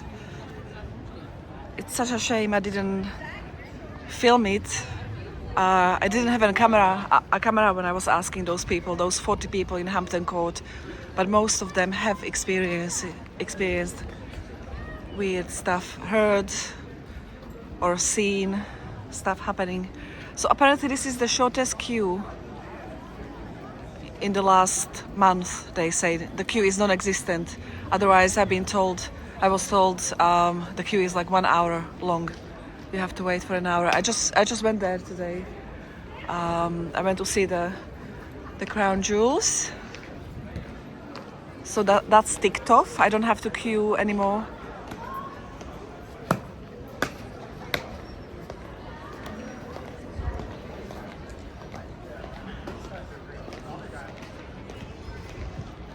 But you are not allowed to film there. One man had a phone and the guards there told him, you can't even hold a phone. Forget about it, like taking pictures or something. You can't even hold it. So yeah, this is luxurious, they said. My voice is going again. This is luxurious. There is literally no queue. Even this morning there was a long queue. Now it's afternoon, now it's 3 p.m, 3:30 I think. I've been here for a while. And this is very good. So maybe it pays off to come here in the afternoon here, guys. Because everybody comes here for the morning, don't they? I found in many places, also in Egypt, Egyptian Museum and many other places, people tend to come for the morning, but in the afternoon there is usually nobody nowhere. And now that I see this short queue here, that's definitely the case here as well. In the morning when we came here, it was much busier. Sorry.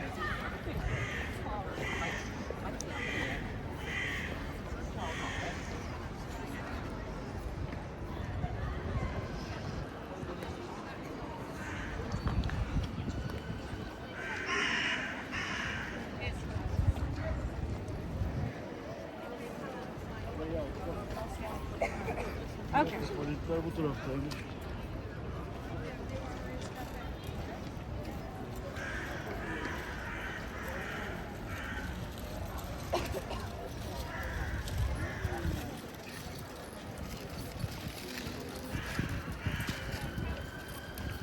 Okay, I see two ravens here. One is on the roof. One is down here. He's got a girlfriend locked up in the cage, apparently, and he built a nest.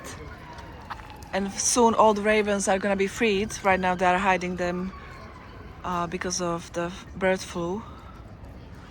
So he's gonna have a girlfriend out very soon. He's been hanging out. They couldn't catch him. That's why he's not in the cage, apparently. See. What is he eating?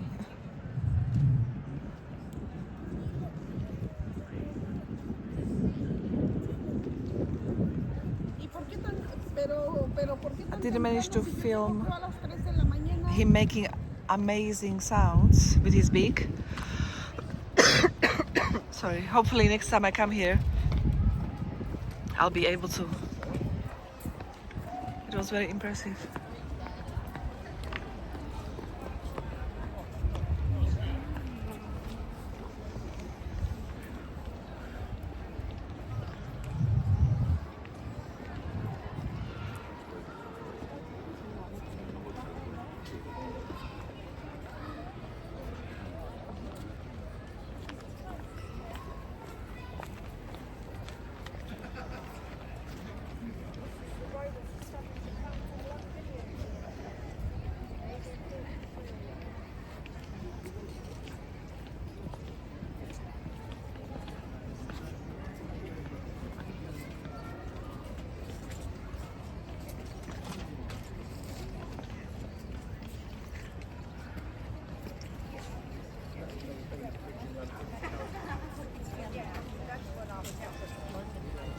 Yeah, not everybody does. Not everybody, but a lot of people will say, oh yeah, there's London Bridge there. So London Bridge is the famous one back then. Yeah. And that's where we went in. No, but that was because of what happened, wasn't it? That was...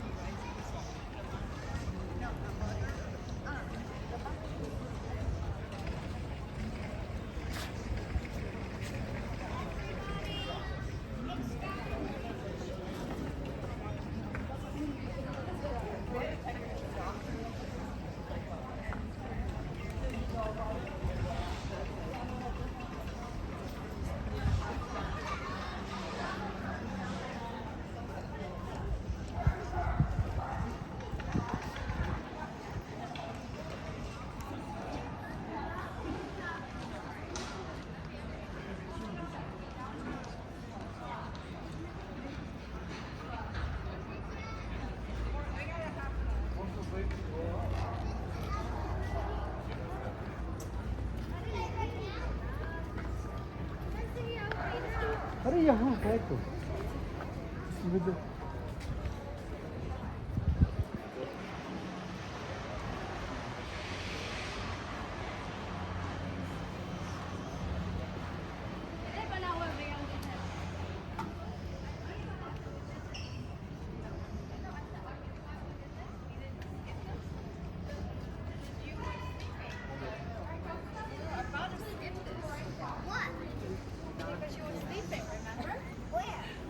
In the car?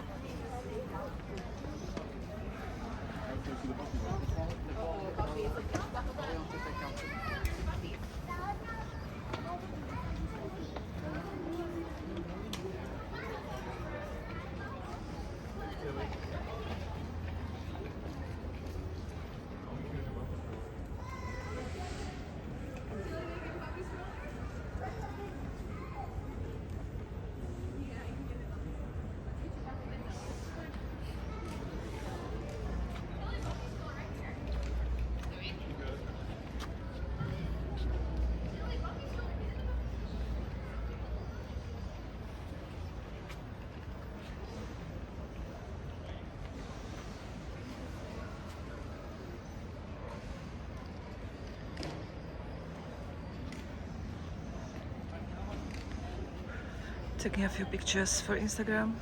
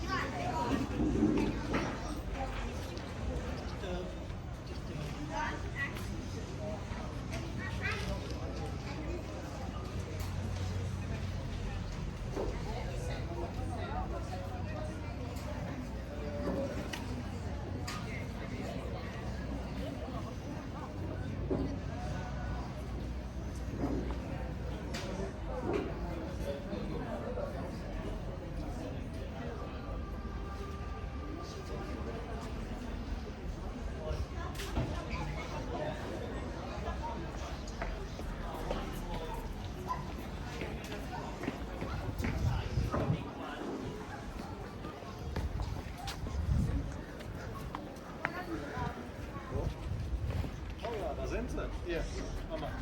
Das war dein nächster Rat.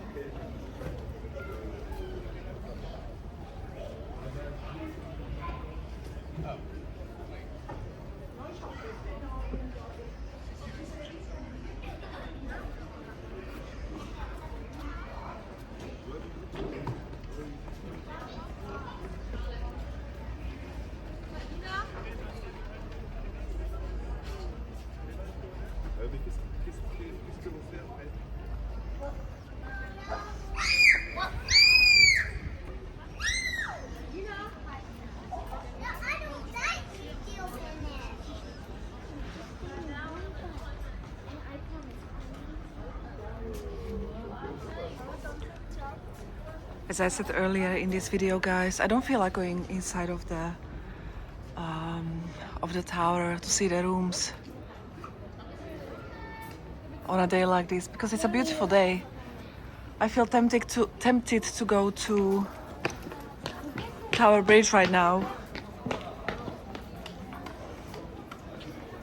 So I'm gonna leave this place unless I come across another tour, because then I would probably join in. Let me just check these cannons here.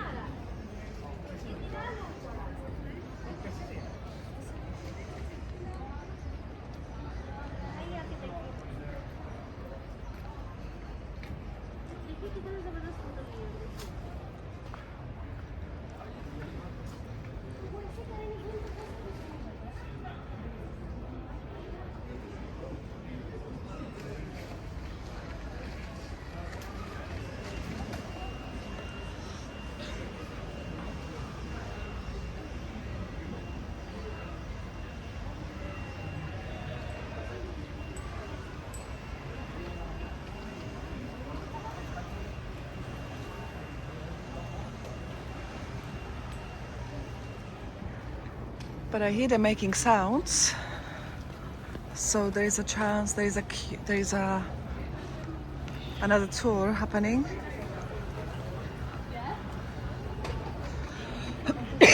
Sorry.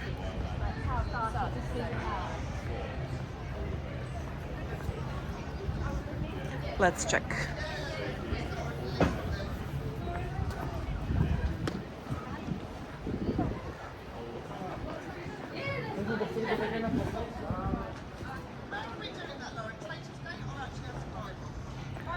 Oh, it's much emptier now in the afternoon, that's for sure. Morning was pretty busy.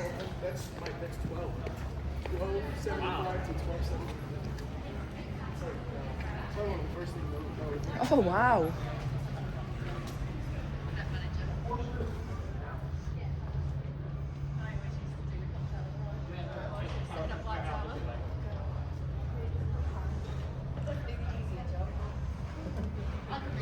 He's aiming it out of the narrow window.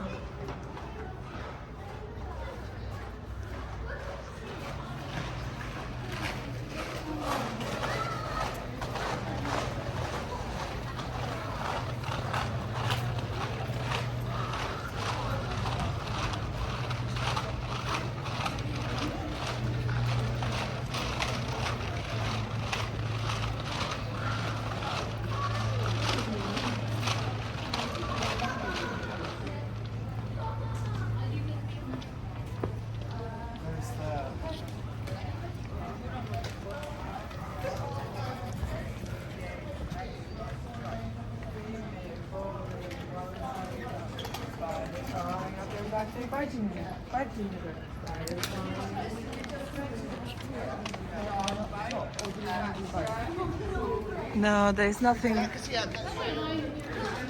This is where I caught them earlier.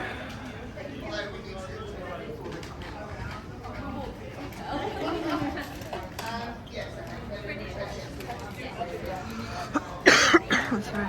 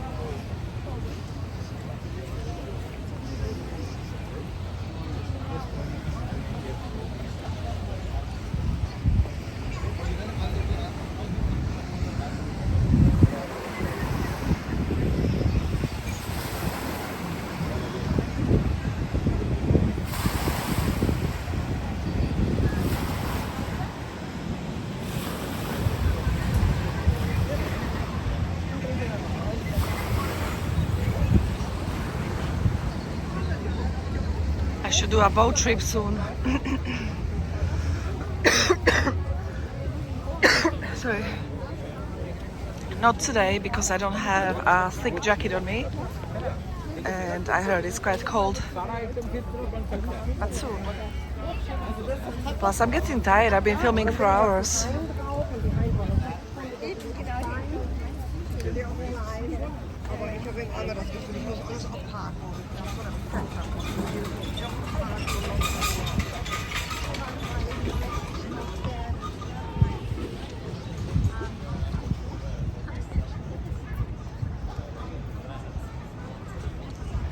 Let's see some of this, whatever is written here.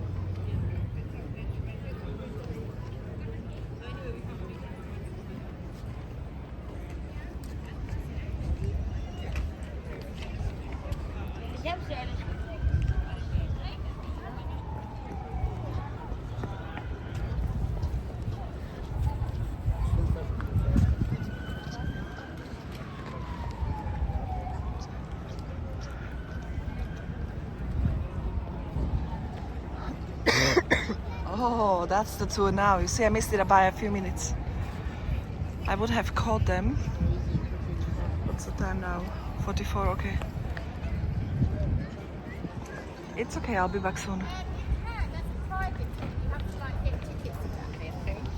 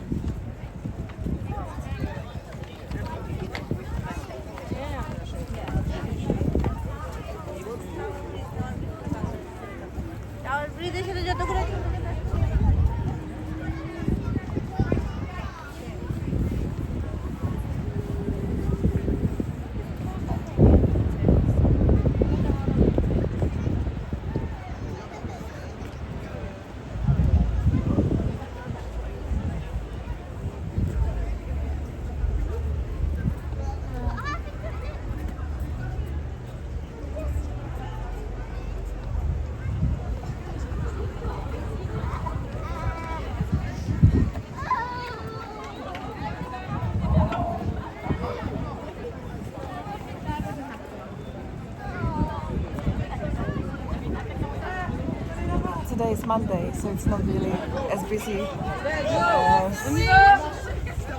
during the weekend.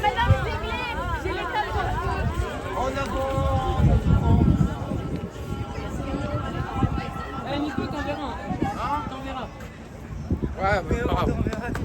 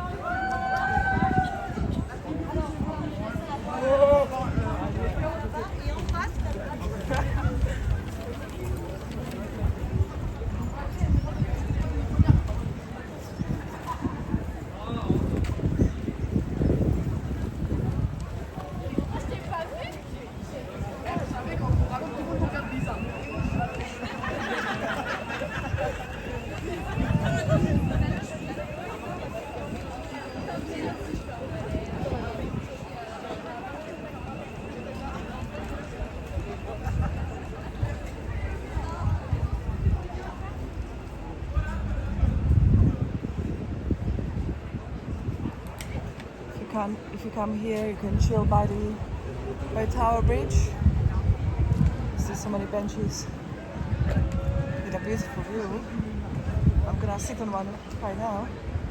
Actually, hold on, this one here has even better one.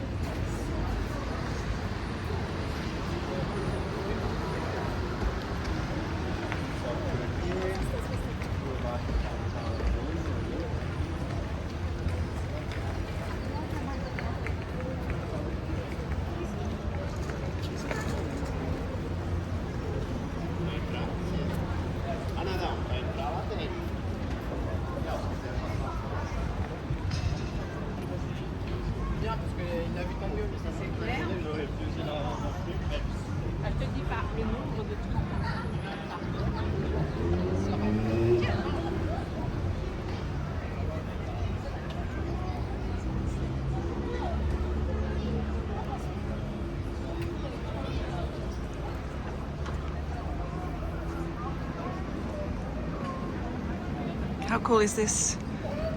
Sit just underneath Tower Bridge.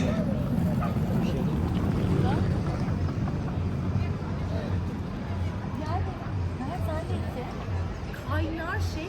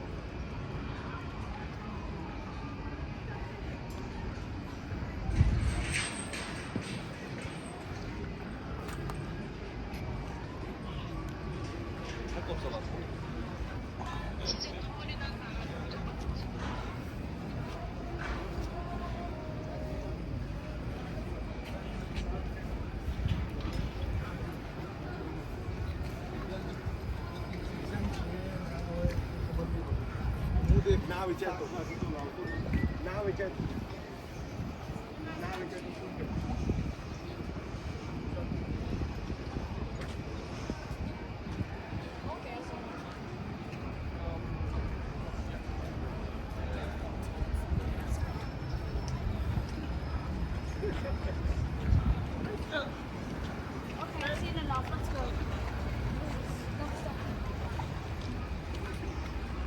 Girl with a dolphin, David wine.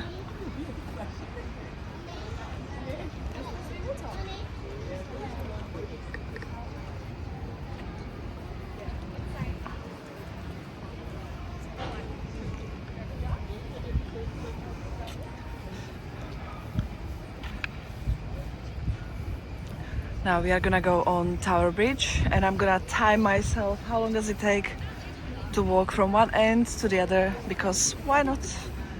Gives us something to do.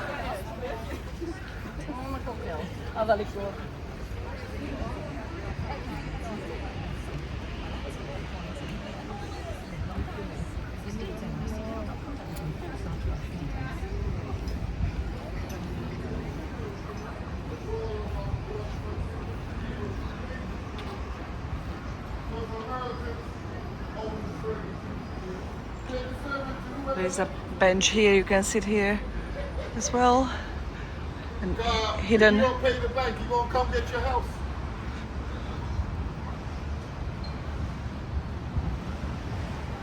This ain't nothing that ain't out here, man. This ain't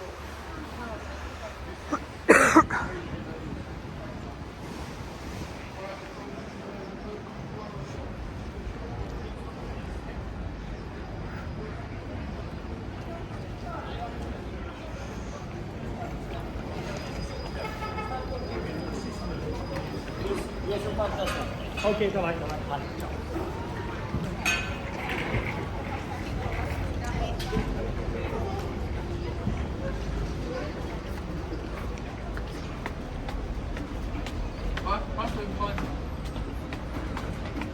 係。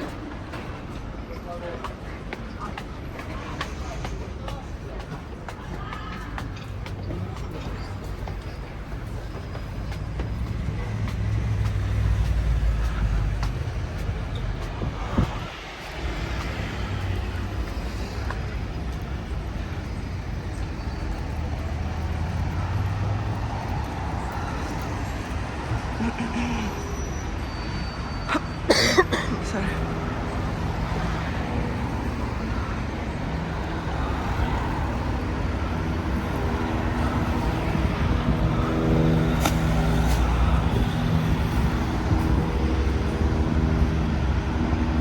Oh, we are never gonna get to the other side like this. It's so busy. So I'm just gonna start.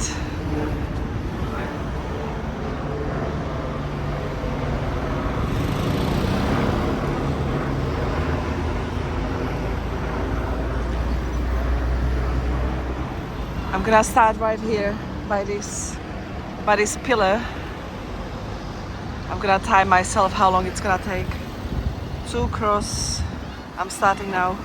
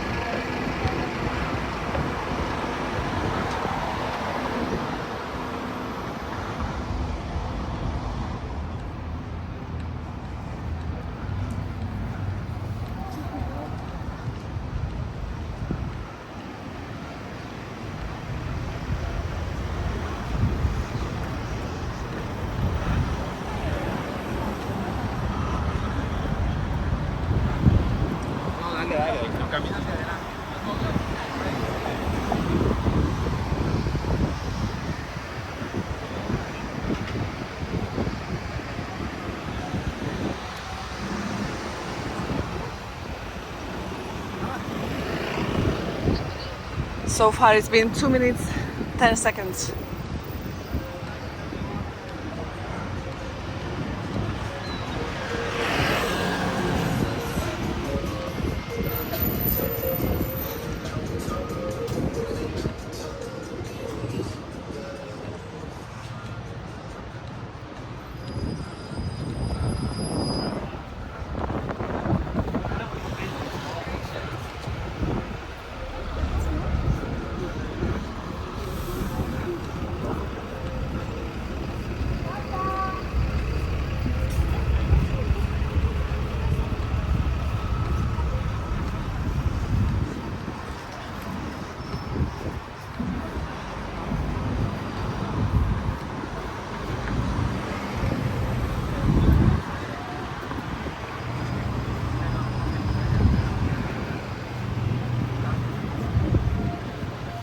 Three minutes, 11 seconds.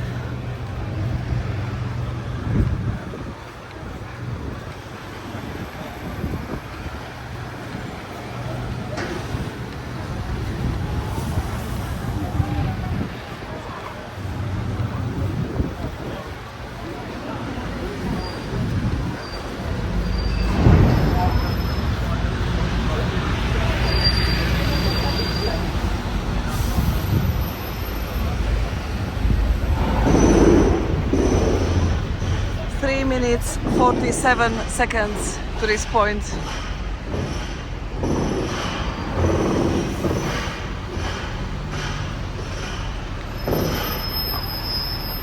So now you know.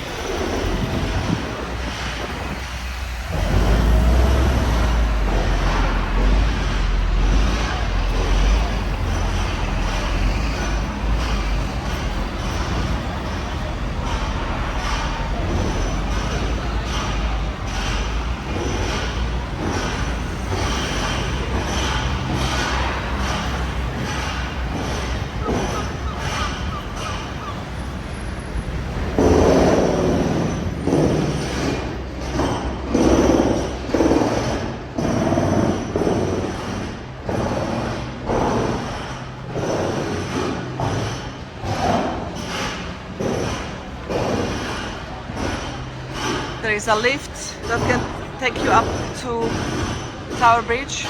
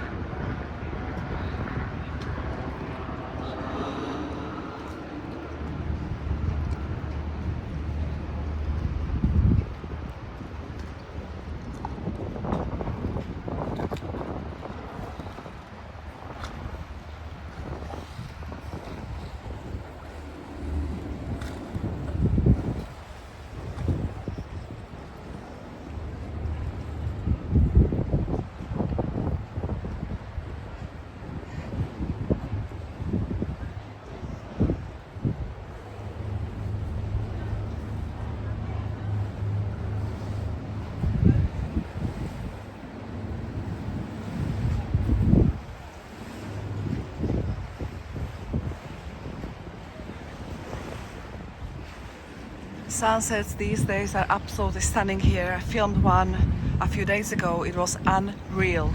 Unreal. London was showing off, that's for sure.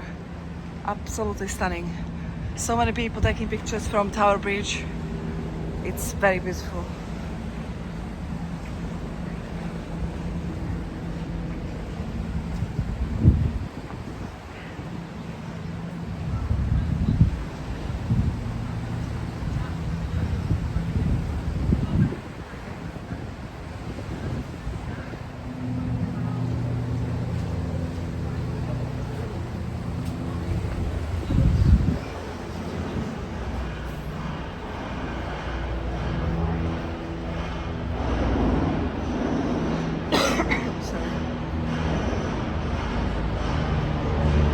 show you what's right here.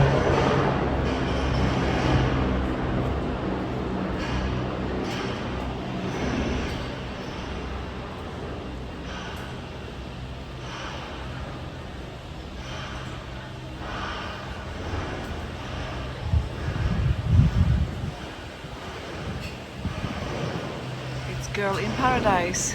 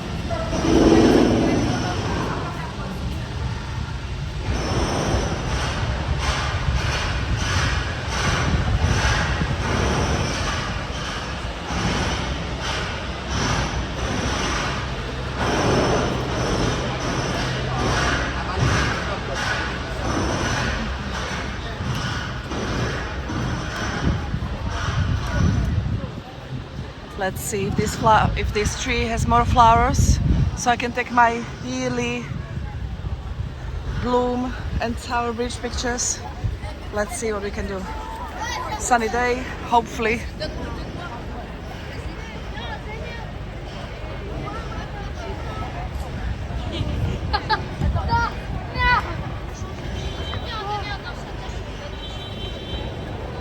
It's not really the best angle. Wait.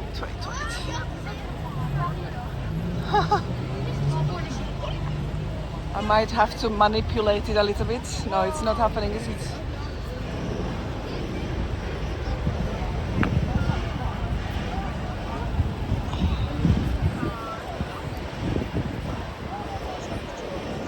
Look how gorgeous.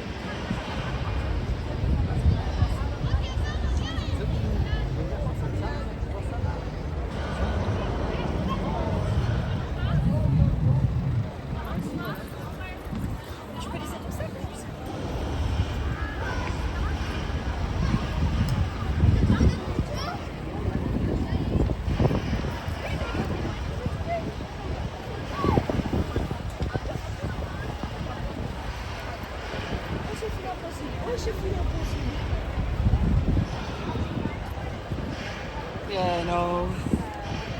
Today it's not happening. In the past I managed to get some nice pictures. Today the angle is not really working in my favor.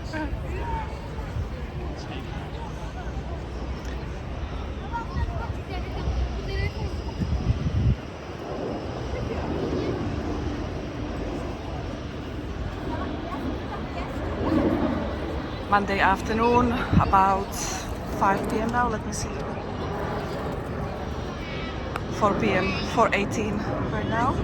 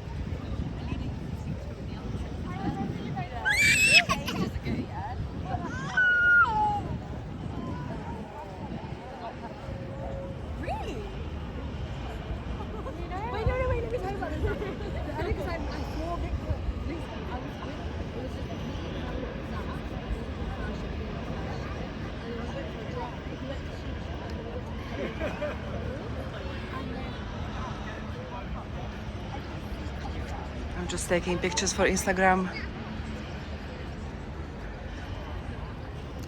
And I'm considering what to do next. I've been filming for quite a few hours without break. I feel tempted to go home and eat and chill and do other stuff. But at the same time, look what a gorgeous day it is. After so many days of rain, it feels like a waste to go home.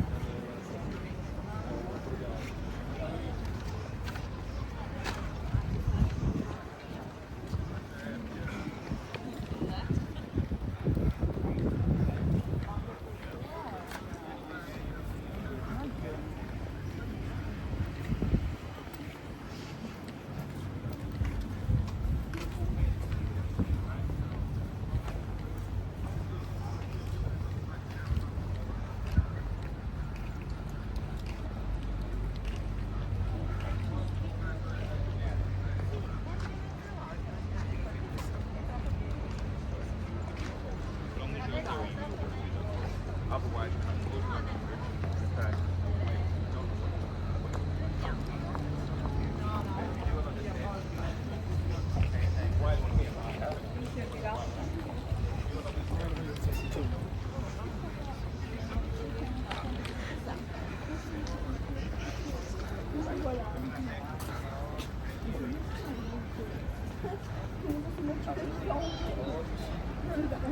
okay.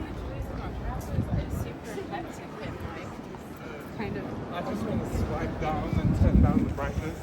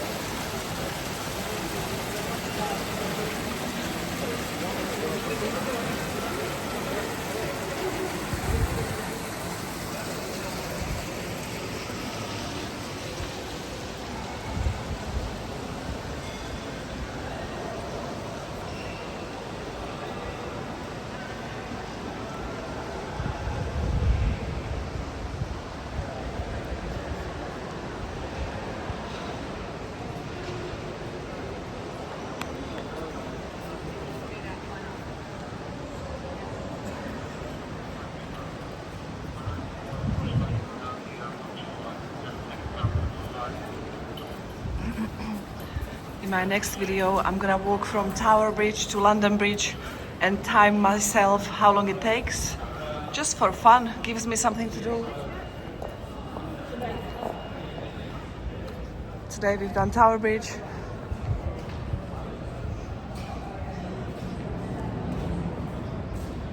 But I decided to go home.